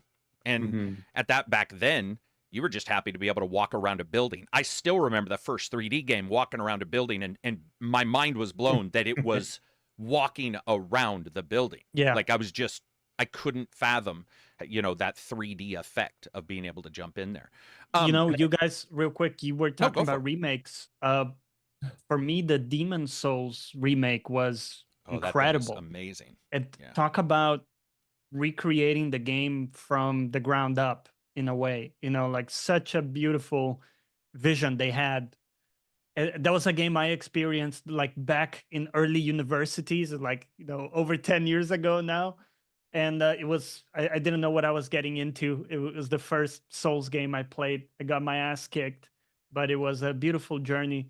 And like to see it recreated was awesome. They had a lot of cool original ideas, but that played perfectly with the kind of original ethos and aesthetic of the game. So I think that's a great example of maybe a reimagining. You know, we always talk about, is it a remake? Is it a remaster? Reimagining. That was a really good. So that's the question I was going to ask. So we've joked and called it reimagination, because like these games that are coming out now, right? So, but what do you consider? I mean, this is a sort of an impossible question, but a remake versus a remaster versus what we're seeing now, which I think you could call reimagining, where the ethos and the thought process and the atmosphere is pulled in, but then it's, you know, story elements are changed. And do you guys draw a hard line? And especially when you're naming stuff, this has popped up a lot as a YouTuber, where I hear the remaster, right? And then I hear somebody, this is a remake, and people have a completely different expectation for a remake than they do a remaster. Do you have any general thoughts on the difference between the two? Yeah, I mean, there's a lot of gray in between all of them. You know, they kind of blend into one another. But from our perspective, a remaster is utilizing the original code.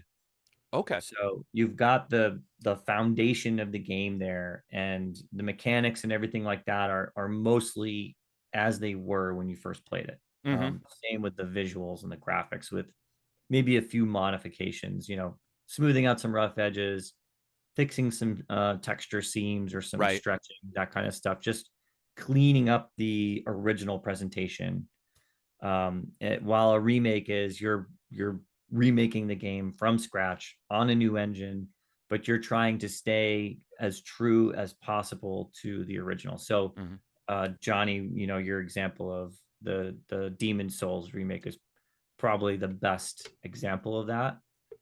And then you've got the reimagining, where you've got, you know, the remake mentality, but you're taking it and you're directing it in a new way, where you're fundamentally changing maybe the art style, the gameplay, or something, like the way it plays. The mechanics are getting overhauled completely.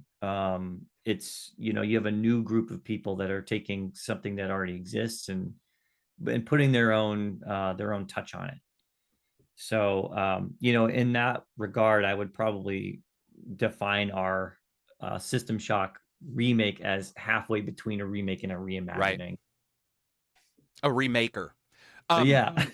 Yeah, dude, this comes up. Go for it. potentially that I would probably kick myself if I didn't ask you, Stephen. Have you had any talks with EA about Lionhead Games? Oh, I mean, there are two in particular that are basically Black and white. are rights limbo or whatever, which are Black and White, and especially the movies, which was a game that was sort of years ahead Mhm. of its time because it sort of preceded the YouTube wave and could potentially be really huge in a YouTube environment.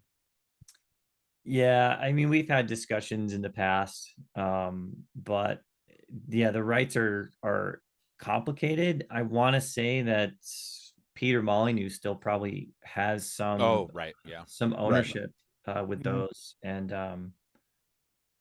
you know, I've never met Peter, and I haven't been able to contact him in any way. But Black and White was one I bought, you know, when it came out, Yeah. and I think I even had the mouse that they released that had the force feedback, so that like when you pet the animals, You Oh, can feel wow. it in the mouse. the mouse Yeah. would purr. Yeah, like Damn, that's awesome. We need those to come back, man. That's a good idea.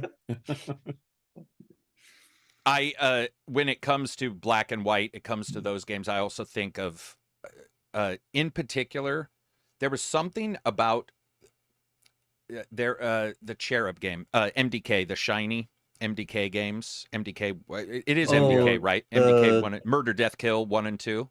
yeah, the Cherub game was Messiah. Messiah, yeah. So Messiah was well ahead of its time technically. I remember just reading entire things about how they were doing stuff, and I was so enamored, and then got the game and, you know, wasn't as enamored. But the idea behind it, some of those older games, those speak to, I mean, I know that Kabuto.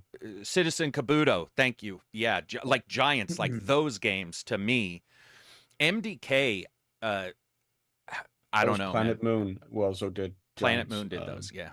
So it's really great that you brought that up because as you know, Peter Molyneux founded Bullfrog. Mm-hmm.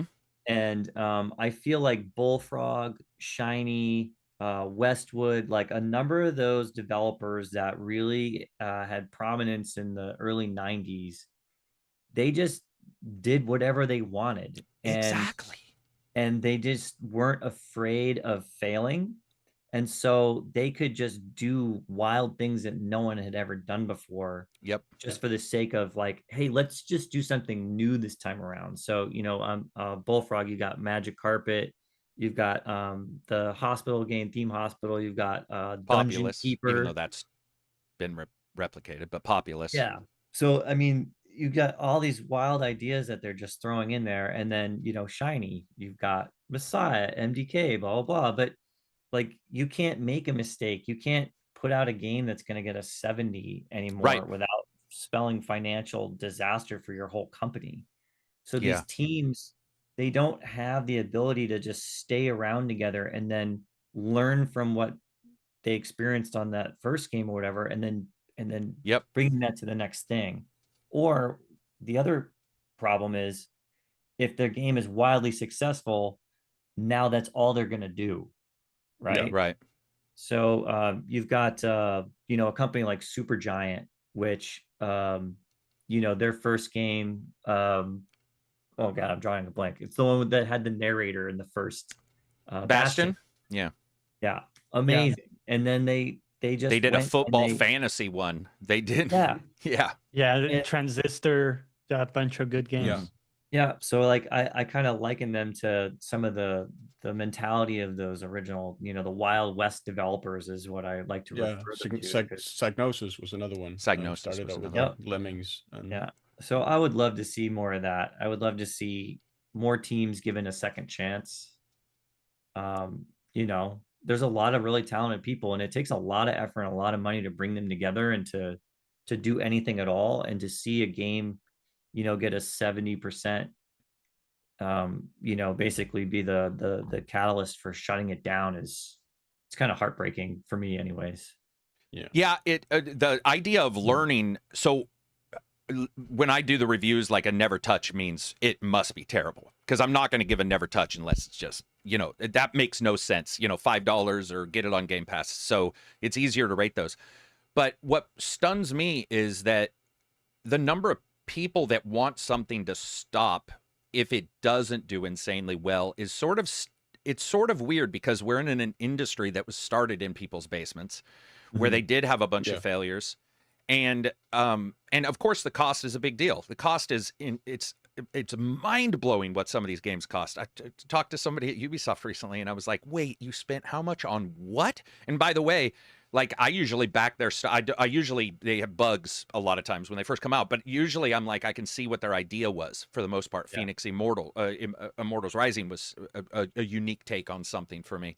But the cost and then the immediate shutdown, or the worry, I guess, of an immediate shutdown is, I don't know if something's going to break, but it does feel it feels like we're in a dangerous spot that as somebody who's, first system was an Apple IIe, well, technically at Atari 2600, and I've been in the industry enough, and I've always been interested in tech, and it used to be, you would hear a Carmack, even in old interviews, you'd read Next Generation magazine, and he was like, we failed these 3 times. This game wasn't good. So, but I learned this one trick. And the technical stuff, I guess, maybe just speaks to me more, but I read it and I'm like, oh, and then he's like, so I decided to make mega textures in Rage, which then turned into entire things for other people to at least take the idea from. And the sadness of people being like shut down. And it happens all the time. I think right now it's just really bad. There's a lot of companies we've seen bought, shut down just because they don't have money. It does suck. And then we see games that are great scores and don't sell shit. That also stuns me sometimes. Sometimes I'm like, okay, so did their focus group, to look at sales, did that not meet? Because that is something I used to do. So it's like, did you not niche correctly? And, somebody saying they're going to buy it on Twitter means nothing. It means less than nothing, right? Because we all know. So, but you see that kind of thing, and it's devastating. One of the remakenings, or whatever you want to call it, for me is Outcast, the new one that came out. And Outcast, I grew up on. Outcast is probably one of the reasons why tech speaks to me and music speaks to me, because it had orchestra soundtrack. Like, it was just phenomenal. A voxel-based game too, wasn't it? Yeah, that's the rumor, I guess, but they only did that on top of something. They still were a normal engine, but it was still definitely like looking at voxels and NURBS or something. There were different things that they were trying to do. NURBS, remember that? That was going to be a hot thing for like 2 minutes. And we get Outcast, the new one, and I don't know if it did well, but they did reimagine, and they did some pretty crazy stuff. I don't know how well it did, but I'm nervous that the idea of that means they either have to turn into a port factory kind of thing, or a helper company, which, by the way, no dissing on that at all. I mean, some of those guys now, look at Saber. Saber, I was just looking at their games going, holy shit, these guys have helped on, it feels like 900 games. And then they also have, they're making a bunch of games now. So that's really exciting.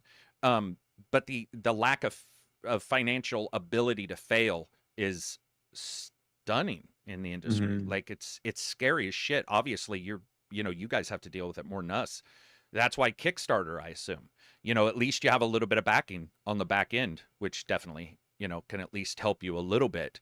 But one point, I don't know what the full game costs, but I'm assuming Kickstarter came nowhere near clearing that. Do you use Kickstarter? This has come up, and I really want to ask you real quick. Do you use Kickstarter to then prove to investors or prove to somebody that people do want it? Because we've talked about this before, the idea of, okay, people put their money down. I'm going to take that data and I'm going to go to the guy who might give me a loan, and I'm going to say, look how many people put their money down. Does that even make sense? Is that something that we tried that? Okay. Yeah, we definitely tried that. When we raised the 1.35, I mean, this is in 2016. The world's a very different place now, from a publishing standpoint. But we went to these publishers and we said, hey, look at what we raised on Kickstarter.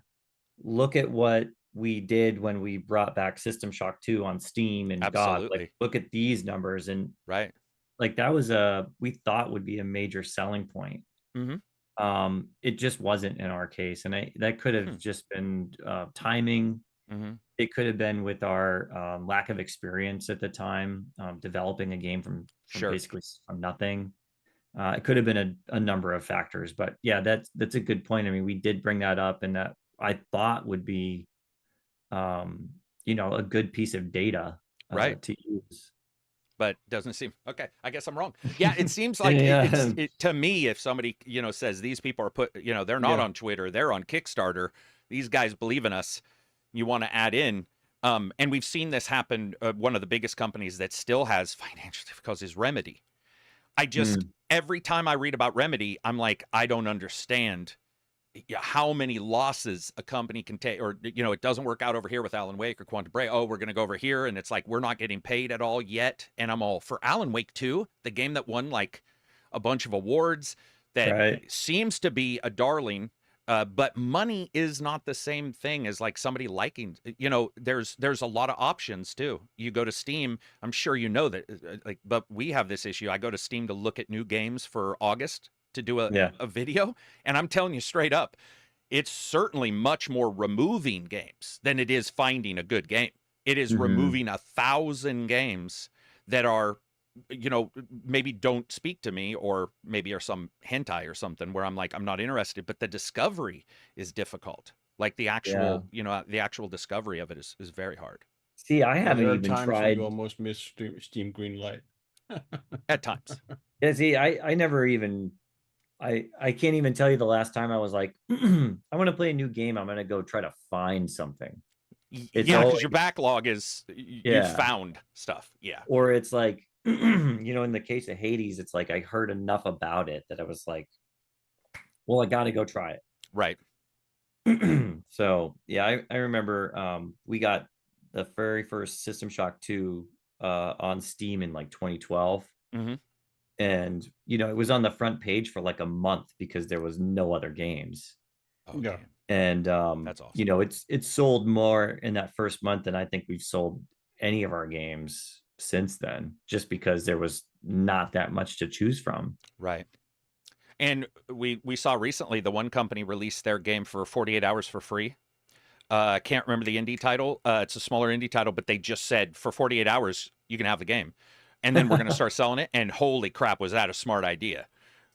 Because free is a weird thing, and if it's good, which it was, that turned into but they had to do something to get noticed, is what I mean. It wasn't, the natural discovery wouldn't have been there for that game. It was, it was just one of those titles where the natural discovery, unfortunately, just wasn't something. So nowadays you got to get creative, right? To get some attention. Yeah, Dev Guy says it's called Content Warning. Oh yeah, it's from the guys who did the other one. The other, where you talk to each other, Lethal Company. Yeah. Oh yeah. Right? The like the multiplayer based. Yeah. Oh, yeah. Okay. Dude, what a smart, well, I don't know.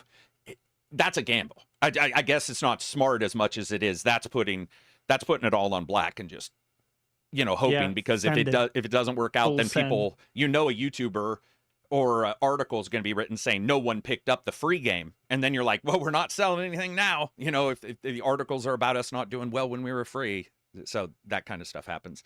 I was going to ask you about, so if I'm correct, you haven't touched Hexens, right? Correct. Phil Spencer, I know you don't watch this, but I've seen your shirt. So Phil Spencer a couple times had that shirt. I liked them better than Doom, probably because at the time I was into D&D, and whatever fantasy. Without, can you talk, like, have you ever tried? I don't want to put you on the spot, but excuse me. Hold on 1 second. I usually don't talk this much all day. Yeah, sorry. We are talkers. I apologize. No, I gotta get my vocal cords warmed up a little bit here. Internally we would love to do it. id Tech Engine, we're very familiar with it. I think it would be a home run for sure. Bethesda's partnership with Microsoft would certainly make that path a bit clearer for us. I did just recently replay through Heretic on my I have like a vintage computer, I have a Windows 98 machine. Oh, damn. And I not installed connected it to the net, I hope. Stephen? No, it is not. Okay. Sorry, just had to ask. Anyway, continue. Sorry. No, it's really funny actually. I was playing Nocturne on it. Yeah. Oh man, Nocturne is a big Nocturne one. is Yeah. good. Yeah. And I love that game. And I was like, Same. there's no way to play it. Like I can't we haven't got the rights to it yet. So Right. I can't play it on my main machine. So we never got a sequel after that cliffhanger ending either. That's right. Yeah. So I went into my bonus room. I took the big box off the table, got the disc, installed it, got that whole nostalgia fix, and then I started running into bugs. Oh. And so I went back into this computer, did an internet search, and found a patch, from 2000 or whenever. And I had to put it on a USB drive and then walk it back over to the other computer and hope that it fixed that bug. And That's watch, pretty smart that you kept the old PC.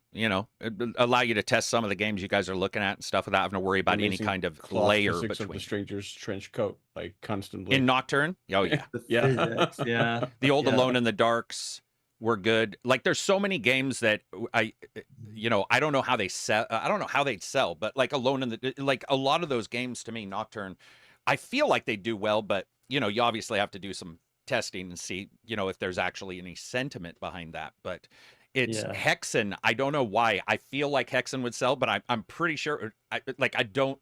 It would probably only sell to people who like very particular thing, but it's a memory for me forever. I mean, that game is just, I don't know what it was about that title. It's like Unreal 1999 or whatever. I think that what's it called now? Just Unreal Tournament. Is that what it's called? Yeah. That game will forever be like top tier game for me. And those are the ones that I would love to see, All right. Well, Yeah, get on it.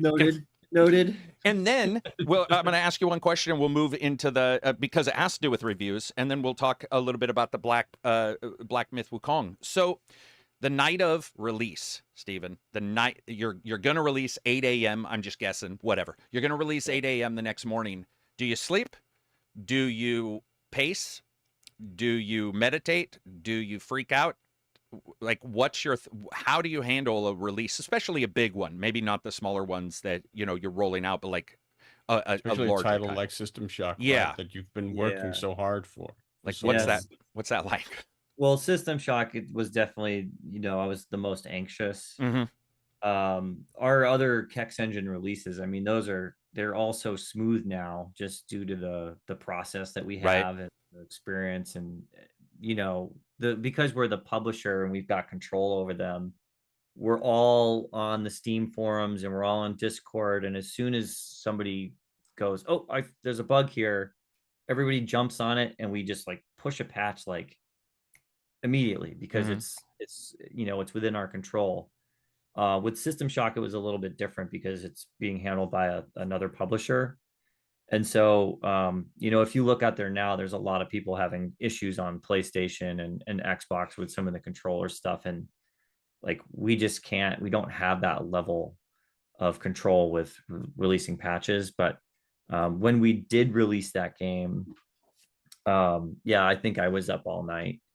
And we had a little party here at the house. My neighbors who have seen me go through all this, they came over with donuts and coffee, and I just kind of sat there and just waited for YouTube reviews and stuff to watch and to see what the general reception was going to be. I will say that there were many sleepless nights though, when things weren't going well. Going back to the very beginning of this conversation, when I reached out to you when you were covering the hiatus and everything like that, I mean, I didn't sleep at all for weeks. I mean, I was tormented. It was probably the most difficult period of time of my life. And it was, I look back on it now and just be grateful that I got through it. Okay. Yeah. Because there were times where it just didn't feel like, Nightdive was even going to make it. Right. So yeah. The whole every emotion you can experience on System Shock, I felt it. Yeah, I don't envy anybody releasing a game in today's environment. Even, I know there's mock reviews. I've been asked to do a couple, there's your friends, family, whatever may play it. But, 500,000 people is a lot of bug testers and a lot of different systems. And if you scratch out 10% because they don't know what they're talking about and they're trying to play it on an integrated graphics processor and they can't fit, you're just like, okay, we can ignore that. Cause every developer I've talked to has like a percentage. Yeah, they've seen it. But then you get to the point of these things, these arcane things. One of the funniest bugs I think I've ever heard of, it was such an odd one, was the Outer Worlds devs. There was an issue where if a character was climbing and something happened, it would screw up the game. It would, like, when you were talking, it would get hung or something. And in all the time that they had tested, and ladders, there's videos on this, and developers talk about ladders and doors being two of the hardest things to like get right because of pathing and all that. To just hear them, I was like, oh my God, that would suck. Because to a normal gamer, that seems like, how's this possible? How's this possible? But then it doesn't matter how much testing you're doing. It's just random people doing random shit. It's the best bug testing you can get. I'm sure it's why a lot of people do betas and why a lot of people do access or early access. Yeah. Even though I'm really not a fan of early access, I absolutely do see if there's any one positive out of early access, it's bug testing, because those people usually have bought into it and are understanding that it's not going to be ready. And, I know Steam forums can be. I just stay away from that now. Wowza. You need AI to filter positively, what goes on in Steam. Moving on from there for a bit, and then we'll come back to some more questions. I did want to break down the Black Myth reviews. So Black Myth reviews hit today. Yes, I will be reviewing that. 82 on Meta, at least at the start. This was about an hour ago. It actually did pretty much what I expected when you see those trailers and stuff like that. Most people are talking about it being super beautiful, that kind of stuff. But what I've been enjoying reading was Dark Souls, Devil May Cry, hack and slash mix, because people went into it thinking it was Dark Souls. Came out of it, luckily, from what the reviews I'm reading, came out of it still happy. But there was that initial phase of, oh, I can kill these guys. They're not, they're not as difficult as initial guys, which you guys were talking about in Bloodborne. It's what I experienced in friggin' every game but Elden Ring, from where that first guy, you're like, I can take this guy. He's the first guy. He's not gonna, and then he just ruins you 10 times, and you're all, what is happening? But it was good to see those reviews hit, and it was also good because that was considered vaporware. Back when the first demo, or when the first videos were shown of that, people were like, oh, it's not real, it's not blah blah blah, and I was like, no, it's for sure real. I know somebody there, it's definitely a thing. And so it was cool to see that finally, after 4 years, I think, for that one, which is a good medium time. I'm accustomed to 6 or 8 year AAA development now, but I think 4 is what it took. And then Assassin's Creed Shadows, I think they said, is 4. That seems about normal for a AAA. But first game from those guys as well, so it seems to be doing good, and that's always awesome. If any of you guys end up getting it on the 20th, and I will do a review. You guys will be able to see it. And then to move on from there, I want to talk a little bit about the Xbox thing. So there's a rumor that an Xbox game's coming to PlayStation next week. My guess would be Hellblade 2. I know people have said, what was it, Forza Horizon? Which I think could be a big get, but I think Microsoft, Horizon's doing well. I think Forza itself has a higher chance. And then, and I could be wrong. And then there's somebody else had mentioned, Halo. Would that not be weird? Halo started as a Mac game. Microsoft bought it. It turns out to be an Xbox game and their biggest title of all time, and then sort of slowly peters out. And the idea that would be on, a different console. That's the other thing, Steven. You've lived through this, man. The different consoles and all of the, ways when the PlayStation came out, it was like exclusives. Saturn even, exclusives. And now we're getting to the point to where a lot of that is like sort of gone to the wayside. You saw Square announced, they're like, we're now not doing exclusive PlayStation games anymore. Like, it just doesn't make sense in the current environment, the current monetary environment. Just we're not going to hold back from an entire 25 million people or something who own the system. It's Right. such an interesting time to like sort of see that. Did you have a Yeah. did you have a system that you were like a fanboy of, Stephen, when you were younger? Were you like diehard PlayStation, getting in arguments at school? Hardcore PC. Hardcore PC. Okay, interesting. Yep. No, I was an elitist before there was a thing. I basically talked down to all the console peasants at my school and Dang. tried to convince them to buy video cards. And yeah, I was pretty devious when I was a kid. I saved up my money over the course of a summer and bought like the first commercially available CD writer. And I sold pirated games at school. I was the guy to go to. You were the guy. Yeah. So yeah, you wanted Call of Duty. I remember that was a big one, the first one, Mhm. which was PC. I sold, probably 50 copies of that one day. And I was just Man. buying the 100 spindle racks of CDs. I was just Yeah, was I a mean, bad Dude, kid. I sold PS1 games where the time where everybody had I forget what it was called. You could get like a little thing to play pirated games in your PS1.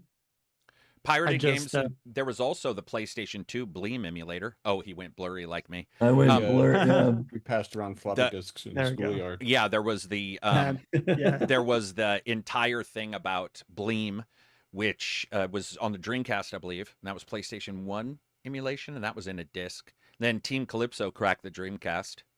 I do remember coming home, and my friend was like, "Hey, I have Virtual Tennis, I believe, for the Dreamcast," and we were playing it, and I noticed the disc when he took it out to switch discs was a burned disc.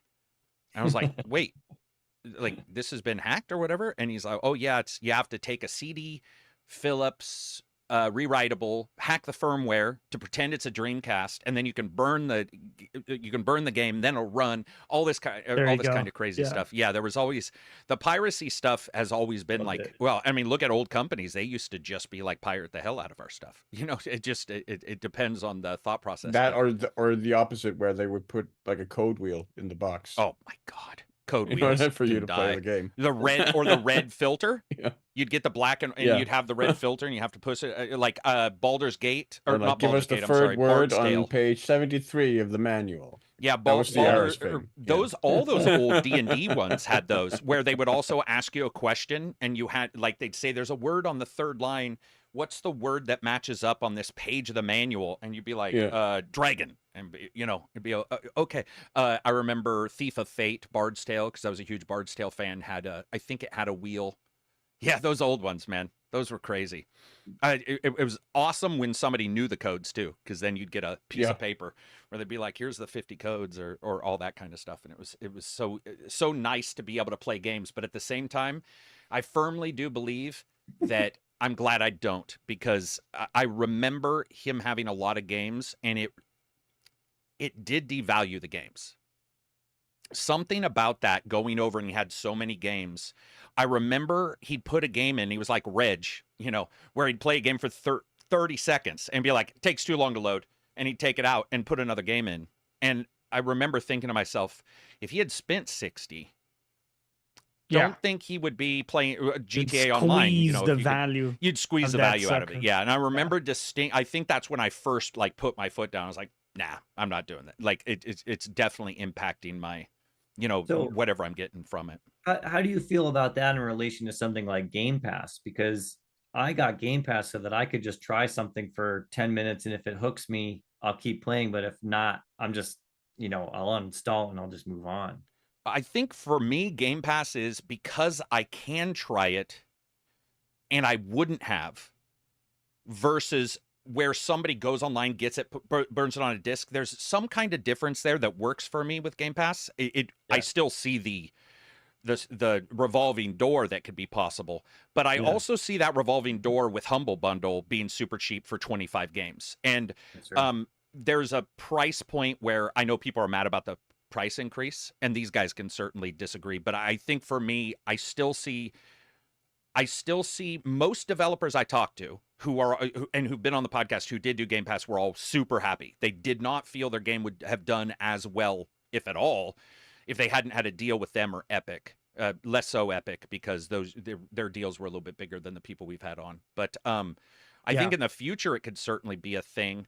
But I think we've already got so much that if you ignore even the subscriptions, the discovery is a problem regardless.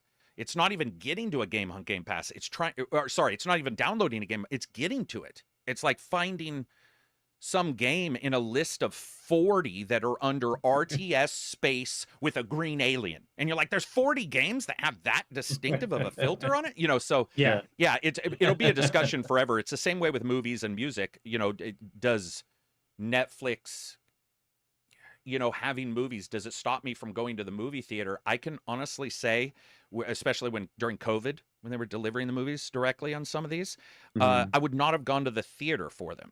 So to me, they got more money than they would have ever, because, but I might just be one, you know. And also the thing totally with Game unique. Pass is that it opens you up to get invested into a game that you end up liking. So if you try something and it turns out you really like it, what you can do is, you know, you could buy the game if you really want to own it. You can buy the DLC and then, you know, own that. So there are a bunch of ways for you to kind of like Invest more, I guess. Invest more into it. And it opens up the discovery door to a lot of these. So I think that's where it's a bit better than the pirating thing in that aspect. It's kind of like opens up the door for you to buy in fully if you want. Yeah. It's a weird one, man. We live in a weird world. It's not going away. Yeah. So that's the other thing is like, you know, at some point, I remember when it first started up, I heard this is unsustainable. And I'm like, okay, well, we're 9 years in. At what point does unsustainable simply mean what you don't think it means? It's almost like saying you'll be dead. Yeah, I will. And that might be unsustainable when that company gets replaced by another. But I think that GeForce Now, for instance, is another place that people aren't seeing right now that is affecting more and more PC consumers, because the number of people in my Discord who are GeForce Now non-PC users is far higher than GeForce Now PC users. We're talking like 9 to 1. I see. Where they do not buy the PC because they're like, dude, I can spend 10 or 15 bucks a month and buy the game on Steam, port the code over to GeForce, and I can play it on GeForce. Now, they know they don't own it, but they also know that they didn't pay $1,500 for a 4090. So there's there's so many different, and then they have to have a good internet, obviously. You know, that's the other thing with service games. Even if you do own it, what have you, if the internet's down or Xbox is down, you know, that's the problem with service games overall, or anything that requires an online component. People are asking me about PlayStation. I did want to talk about this. I don't know. Somebody's calling me out here saying I didn't talk about PlayStation 5. Some kind of YouTuber you are. I don't know what you mean. Carrick, any insight on no Black Myth PS5 review codes? No, I don't have any input on that. I've actually, it can be an issue. It may be an issue, but I've definitely seen games where the company will say, here's the game code, and Xbox is not ready, or PlayStation 5 is not ready. As a reviewer, that happens quite often. Or they'll say there's some issues with the PlayStation 5 version. It's a little bit behind the Xbox version. When you guys do ports of that kind, do you find yourselves, like, is that something that crops up a lot? Is divergent levels of the development, even if you're like headed for multiple platforms, where you're all, or this port is behind this version? Do you guys see that very often, Steven? Or are you guys really locked into making sure things are pretty even? We're pretty locked in now, but that definitely wasn't the case a number of years ago. You know, there's some great examples of some of our games that are available on some platforms, but not others still. Like, Gotcha.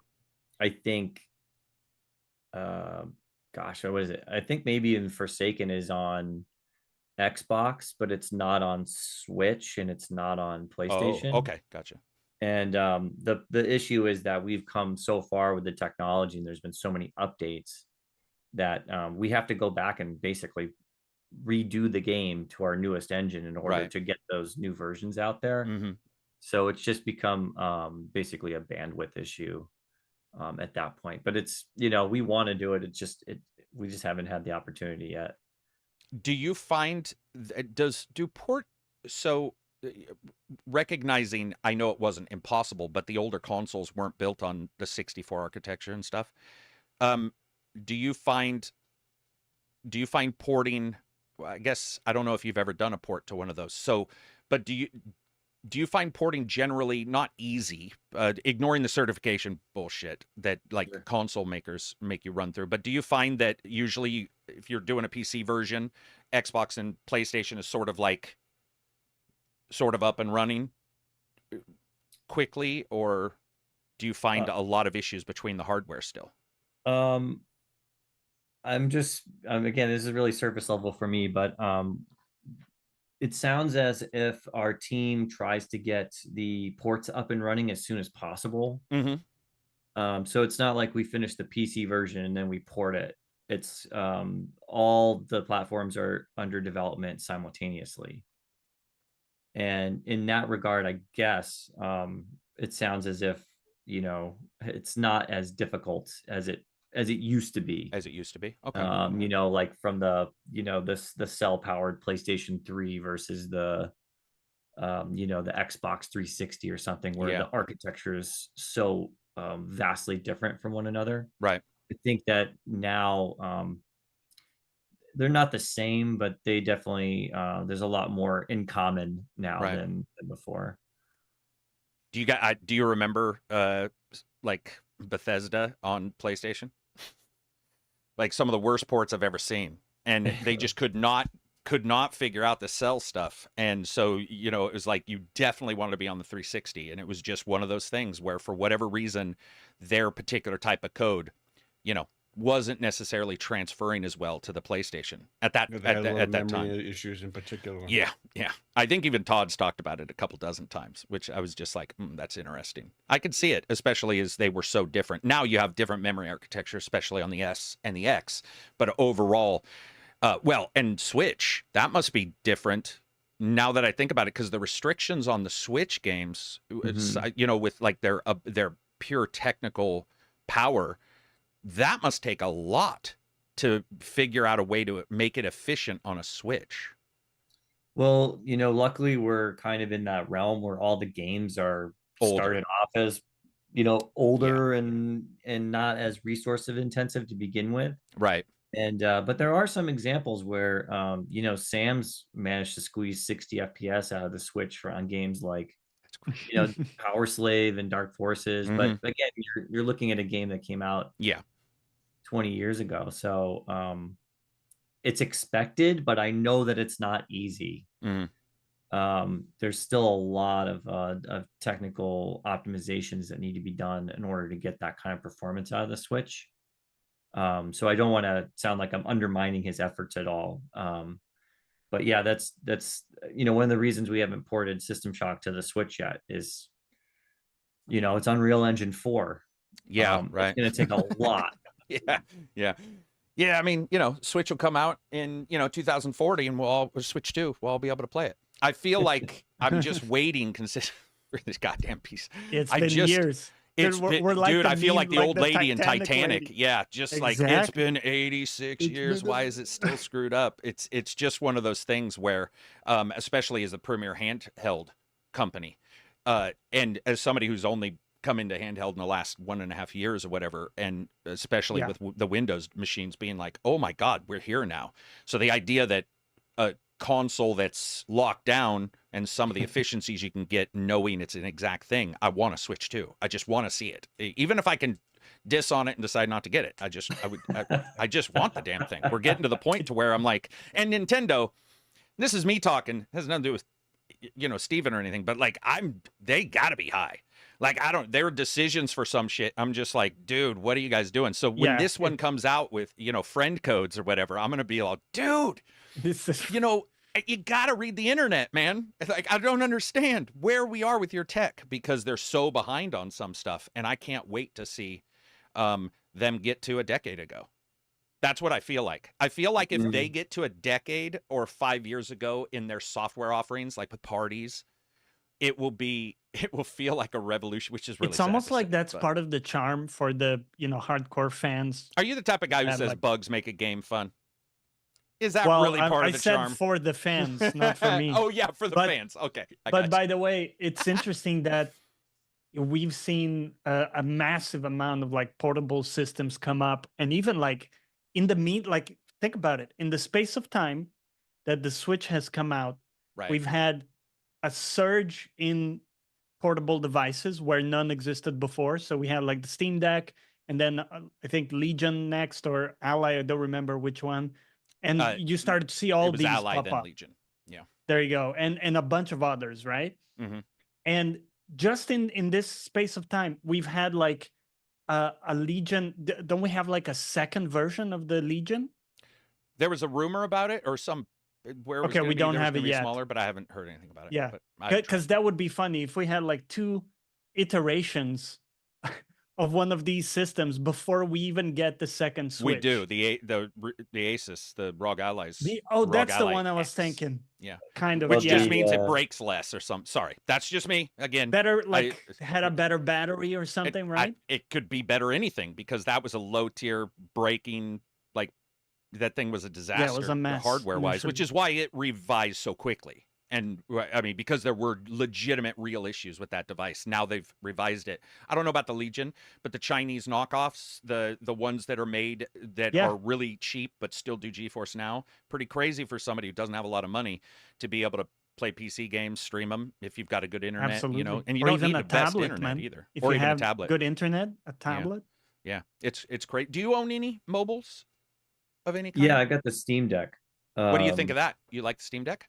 Yeah, I waited until, because I was like, there's going to be a second iteration, Yeah, right. and they had the Yeah. I think the OLED, so I got that one, and it's amazing. Like I brought it with me to GDC. Mhm.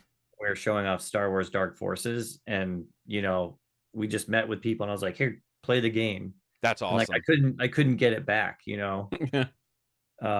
so It's like mind blowing, man, that we're there with the handheld tech. That Windows is on my Legion, and Yeah. I'm one of the, I guess, rare people that can use Windows on. I have no issue using Windows on Legion, and the idea of playing and I can hack things, like use some CPU core or something, like lock some cores down to get some extra battery, what have you. All the stuff I do on Windows is available there, and well, Steam Deck has its own obvious bonuses as well. It's awesome, and it does speak to Johnny's point that at the same time, like I said, Nintendo's over there doing something. I mean, it's been 8 years, right? I think it's been 8 years of it. It's been 8 years of it being out, and then that would be another year of tape off and fab production and stuff. So Yeah. that system is ancient.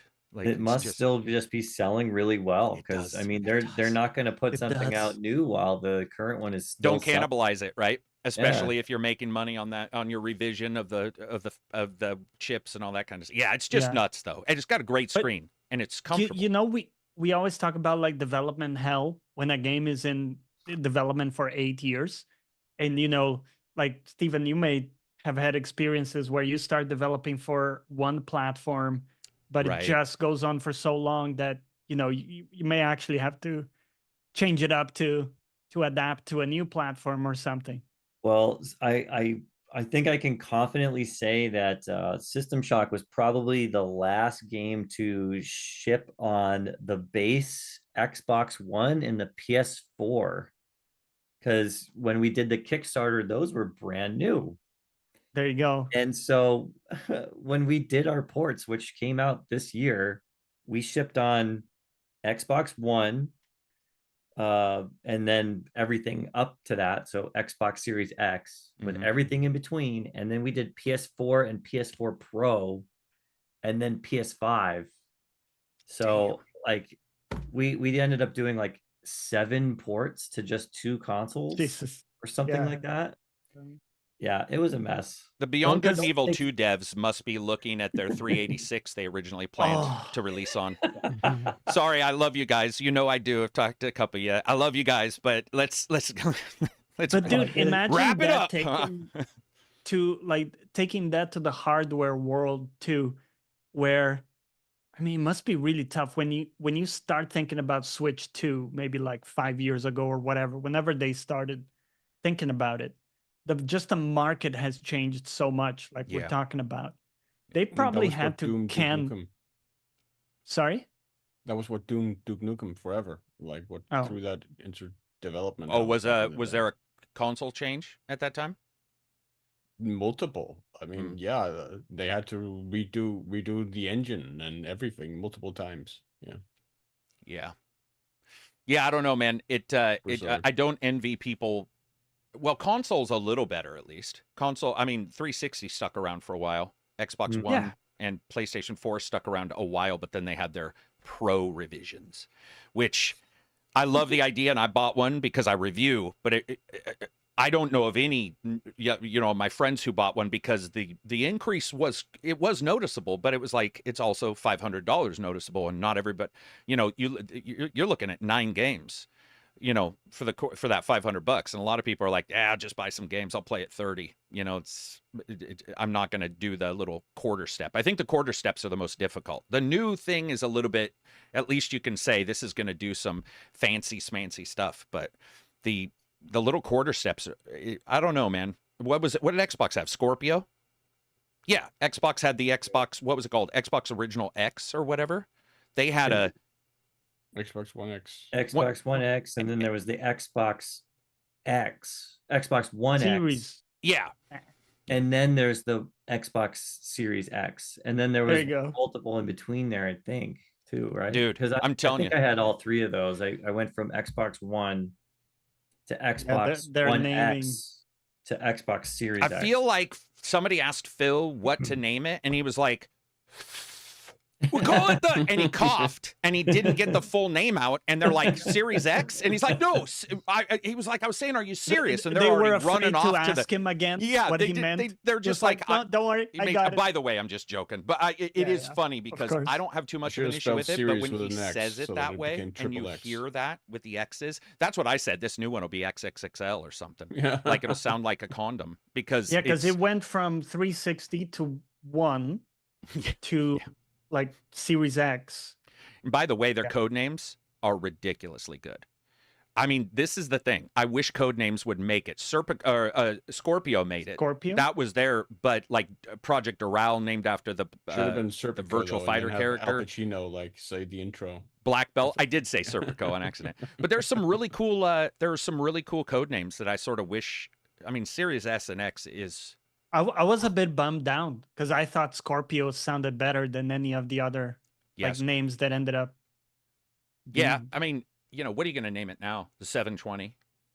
Like, I don't even. I mean, AMD and Yeah. Nvidia have the same issue with Zero. their naming. You gotta go from 1 to Series to then 0. Series. That's it. It reminds me of like premium PCs. I think that's what Microsoft seems like they were going for, Mm. like the Series blah. But you start at X, which Oh, like what do you do then? what do you Like, do then? Yeah, why? if you call it Series A, people are like A's before A. Where Yeah, are yeah, we? ah. It's like a grading system. When you say I rate 1 to 5, and people are like 1 being good, like number 1. Yeah. You're like no, like 1 being bad, and they're okay. So it's just it's or S tier. The first time I ever heard one of my nerd friends say S tier, I'm like, shit tier? Why would I want a shit tier character? And they're like, no. S is top Oh, tier. yeah, I'm like, okay. to I see what who? you mean. I'm Yeah. so confused by it. I was like, I think it was Maddie from Mr. Matt. I've always wondered it why was Maddie. S is above A in the tiers. Oh, dude, I don't know. S. I don't know. But young it- kids, man, yeah. those It young types. originated from Resident Evil, didn't it? Yeah, Did it? I mean, Look at you bringing the maybe knowledge. Devil That May game Cry did have or S ranks. I don't know if it was the did have- first, but yeah. I'm pretty sure that's where that started. I think. What would S stand for? Resident Evil? spectacular. What? Spectacular. I mean, my guess was always like special back then, but Special. Oh. Okay. Well, special can even mean bad things, depending on how you Or pronounce super. it. I'm gonna look it up. Yeah, look up to see how Yeah, S tier. that's People are saying here S for super. Somebody Rogerio says I blame anime. Thomas Kelly says old school grading in the UK Oh. put S meaning A star. Okay, so the term S tier may have originated from the Japanese use of the letter S in academic grading and advertising, because in Japan, the letter S is Oh, used to describe a level that is higher than grades like A and B. And it can okay. also mean special, super, or the Japanese word for exemplary. Shu. That would make sense because we're talking about Japanese games that probably started this trend, right? Yeah, and then just got picked up. Yeah. I mean, or you could just, say A+, but whatever.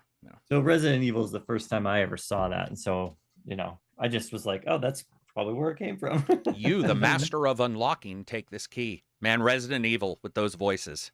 Back in the day, the first time. Did you do, what was that? Was that on everything? No, it wasn't on PC, right? Resident Evil original was just Yeah, Xbox. it did. It did have It a was, PC port. it was on PC. Was it? I got the big box copy of it. If you want to see Damn, it. really? Really? Yeah. That's crazy. I was not aware of that. I did Sega Saturn, which of course back then, because there were so many issues with the dual processor, it wasn't the best one. There's The a sequel wasn't though. I think was it? yeah, it was. Or okay. I got that one too, and so was 3. Damn, really? I've got the other one I've got is the I've got Biohazard for PC Japanese. Biohazard. Yeah. Yeah, good one. dude. Those are like my first PC. What was I think my first true PC game of one I owned was Daggerfall, and I remember just not understanding how a game would let me like walk across the earth forever, kind of thing, because it was so big. That was crazy. Yeah, It was, and I at the time was unthinkable, man. I think I was Sega Saturn at the time or something. I remember I just stole my friend's entire apartment. I was like, "You move out, man. I'm playing your PC," because it wasn't my PC. But I was like, "Dude, I'm here. Are you gonna try to move me?" He was like 140 pounds. I was 230. I was like, "I'm playing here." I really did take over his PC for a while. I was so stunned by what they were able to do with Daggerfall. It was sort of the beginning of PC for me. And then the step down, because their games do feel different whether you like them or not. And I remember trying to chase the rush kind of thing. I'm sure you guys have done that. And we see it with companies chasing. Blue Stinger for the Dreamcast tried to chase the Resident Evil rush. You see those games come out and somebody's always trying to sort of be like, oh, hey, we're like this. And then you play it. We see it with Dark Souls right now, where every game's a Dark Souls game. I got an email last year where somebody said they had a narrative Dark Souls game, and I was like, I don't even know what that is, but I don't want to be involved in it. Looking at your titles here: Star Wars, Turok 3, Quake 2. It might be missing one, but I think I got them all. Quake 2 Enhanced, System Shock, Rise of the Triad. Man, I didn't know that. Power Slave, Blade Runner, Shadow Man Remastered, Doom 64, Forsaken, great game. Turok 2, System Shock, Turok 1, Strife Veteran Edition. Damn, I Have No Mouth and I Must Scream, Blood, Fresh Supply, Harvester, Terra Nova, Bad Mojo, Redux, and then it says 28 edutainment. Humongous Games. Yeah, those from are the Humongous Games. Titles. Yeah. In all of those, is there a funny story about a bug or a particular like situation that you ever had in a game where you're all, I don't know what is going on in this game, or something funny happened, character shot through the sky, shot through the floor, something like that from any of those? Yeah, I was going to mention, we were talking about bugs earlier. We had a bug in Turok 2 that just drove us completely wild, and it only affected one person. But basically, this one guy, he emailed us and was like, every time I try to run Turok 2 on Xbox, it crashes. Oh, I'm like, that's really strange. We're not getting any reports. We passed cert and the game's been out for a while. right. Send us your, if you can send us the dump and everything like that, we'll take a look at it. And the guys are going through it, and it just became something that they wanted to solve, even though it was just this one guy. Right. And so, some time goes by and we still can't figure it out. And Edward, our multiplayer specialist, for whatever reason, he said, try changing your Xbox avatar. And he changes it and he's like, that's it. It works. The game works. And apparently he was like the last guy to change his avatar from like the Xbox 360 days. Oh my God, that is so arcane. That is Yeah. such a weird bug. It was just one of those legacy. You remember there was the one with like the panda just kind of like looking off in the side or whatever. Yeah, the original. We're talking the Old school. Yeah. Yeah. He set that when he got his Xbox 360 and he never changed it. And so he had it for, since 2006 or something. Mm-hmm. And for whatever reason, that was preventing the engine from initializing for Turok 2. So, yeah. You guys hate pandas, confirmed. That was a weird Confirmed one. How did he know? Or sorry, it's not. I'm sure he didn't know. It took you guys a while to figure out. But whatever possessed him to say change your avatar and see if that worked? There might have been something in the the initialization code or something. Yeah, that like when it needed to load the Xbox, user profile or something, that it just got hung up because it was expecting something else. Damn. Yeah. And who was that on your team? Who found that out? I think it was Edward. Well, Edward, I love you, man, because dude, you're that steelyhead missile, man. That's pretty insane. Like, that is the idea of being able to figure that out, especially if it's one user, and the fact that you guys tried to trace it down is cool too. It just affected one user, but everyone matters.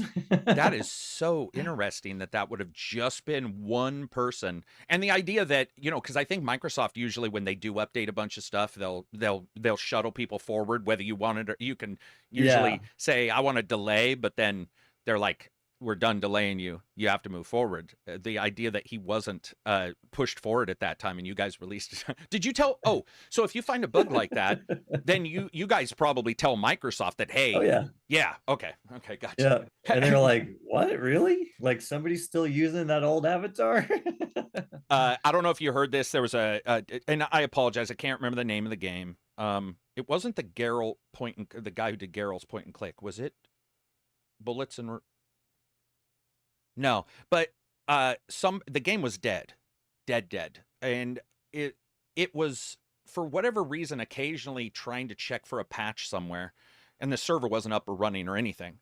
And this one person on a solitary Steam forum just kept saying, hey, it's not working. Hey, it's not working. I'm getting this crash. It's not working. And a random dev who didn't work there anymore saw it and was like, okay, I think I can figure it out, and spooled up an instance for the patch thing, and then it worked. And then he was like, okay, we'll take it down, but you're good to go. And it was like, one of those Steam games you look at, it's got like 26 people. But for whatever reason, one guy was really happy, worked on that game, happened to see somebody. And I was just like, dude, that's really cool that somebody just was like, I've got a little time. I'll try to figure out your shit. Because a lot of the legacy stuff, I mean, you guys run into this, but I'll try to boot it, and they'll be, you just compatibility mode. And you're like, yeah, come on. How much? I mean, I'm sure compatibility mode does something, but I swear to God, half the time I click it, it does. It's more like placebo mode. And if it works, like you're just counting down how long it's going to take for the game to crash at that point. Yeah, that's interesting, man. Hadn't seen that. What else do we got before we wrap it up? Do we have anybody listening to anything, watching any movies, TV shows, books, anything that's like outside of games? We always like to sort of wrap it up with that. I just finished a book. I'm gonna have to look up the name of it real quick because it has a weird name. It's by a Japanese author, Haruki Murakami. And so it's this book called Hard-Boiled Wonderland and the End of the World. And I was completely hooked. I find myself enjoying a lot of books that have been translated from other languages, because the style of writing is just so imaginative. And I have to, think that whoever was translating it is putting their own spin on it at the same time. Yeah. But this book was just really captivating. It's kind of like a future story about this guy who can do these complex equations in his mind, and he's been experimented on in order to perform this action for scientists and corporations and that kind of thing. And he gets kind of brought into this strange world of unicorn skulls and reading the resonance of old bones and underground passages through Japan filled with creatures and all kinds of weird stuff. And in parallel, there's a story going on in his subconscious about arriving to this old town filled with these unicorn beasts who have their heads removed and stripped of their flesh, and he's been in charge of like reading their dreams. It's so That is freaking out weird. there. It's so bizarre, and I haven't been hooked in a book in a long time, but I just could not put the thing down. So that's my recommendation. Hard-Boiled Wonderland and the End of the World. Yep. Okay. All right. Very Johnny, strange. you got anything? No, I'm still reading that book we talked about and been working on some music. Got everything set up on the new computer, and it's been awesome. There's one thing with the before when I had two computers, there was a bit more noise just in like the signal chain of everything. Yeah. And now with the one computer, everything is much cleaner. So it's really nice. Have you noticed that in the recording itself, or are you just saying in your the noise floor? Is the noise floor In the lower? recording. In the recording? Yeah, it's just cleaner. And yeah, you just don't have that kind of hiss. Yeah. Yeah. on the guitar. And like I told you, when I started YouTube, it was like 5 years of trying to remove that. Like if Dude, you live in an old 100%. house and you plug in something to an old house's electronics, the old house's poltergeist speak through your cables, man. You'll be recording something, you'll be like, what is happening? You know, you'll hear these weird sounds. You'll be like, what the hell is that? What about you, Silver? You got anything that you've been reading or like? Oh, he's got something. Yeah, there's a graphic novel called Gabriel Princip. Yeah, which okay. is I can about the- pronounce that perfectly now. Thank Yeah. you. The assassin of Archduke Ferdinand in 1914. Charged pretty much his entire life from a child up to the fateful moment and to when he gets executed or gets imprisoned. It's really, really interesting book. Really interesting art. It uses like quotes from the trial and whatnot that are really fascinating. It like we don't know a lot about Princip's life, but it's sort of historical fiction in a very, very believable way. It sort of charts a very young man's sort of journey into fanaticism and nationalism and what makes him actually pull the trigger on that fateful day in 1914. Damn. Well, I was going to follow that up with a joke, but that's too dark. Great summary. Yeah, I've just been watching TV shows and reading or trying to read another Lawrence Krauss book, but that shit's like Note Take City.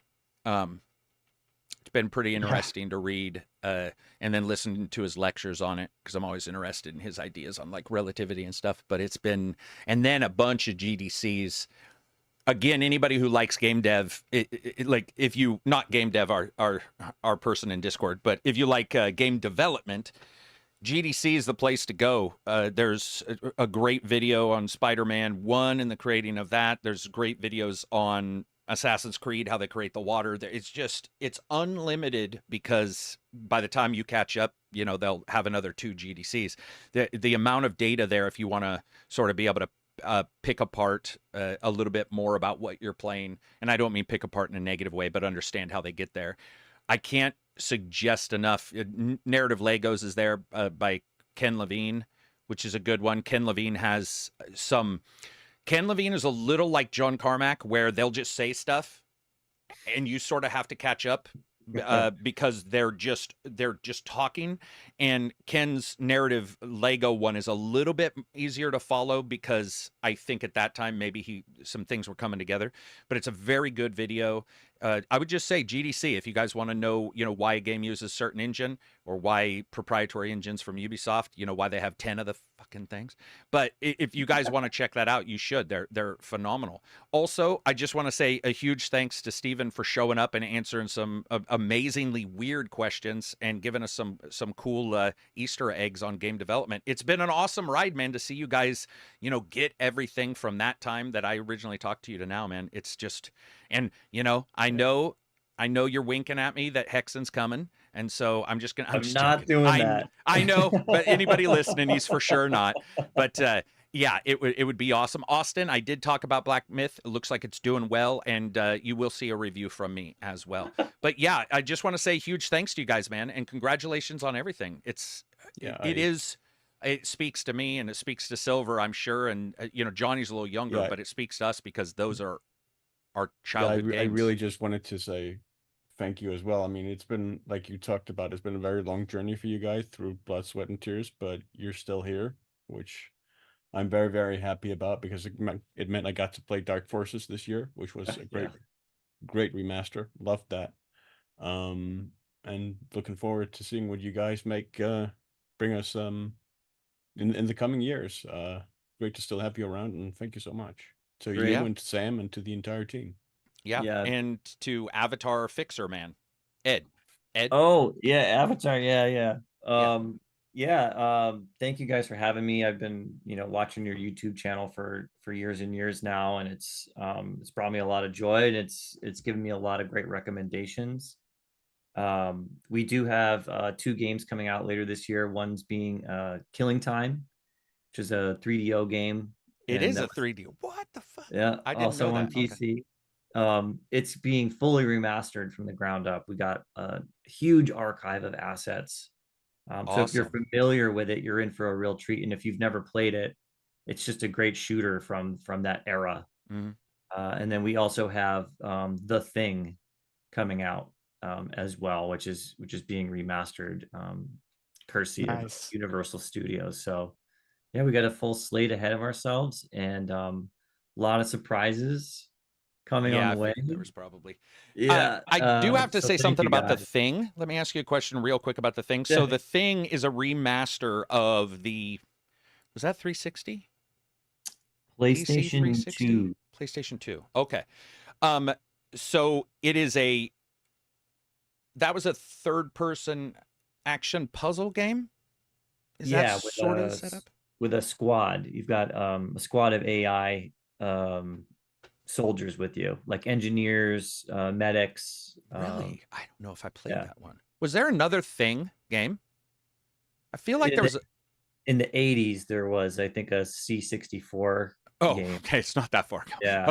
Okay. Well, there you go. Yeah, so we've got that. It's awesome to see you guys do well. I wish you the best. Everybody else, thanks for checking out the channel. Thanks for subscribing. Somebody was saying that there was, by the way, I got a ping. Somebody was saying there was an issue with Strife. It looks like it's on the Xbox on your website, but it's not currently available. So he was saying, is that in error? It's one of those games that I was talking about where we need to port it to some of those additional platforms. I think it's just on Switch and it's not on Xbox. Oh, okay. But all right. We're gonna be bringing some of those older games to the newer platforms sooner Damn. or Look at later. that. So thanks for the Awesome. reminder. Yeah. Appreciate it, everybody. If you guys get a chance, thumb this up, leave a comment, subscribe, all that kind of stuff. You'll see us next Friday for sure. And then Johnny and I are working on some stuff behind the scenes as well for maybe some reviews and shit. That'll be it for us. Peace out, everybody, and enjoy the rest of your week.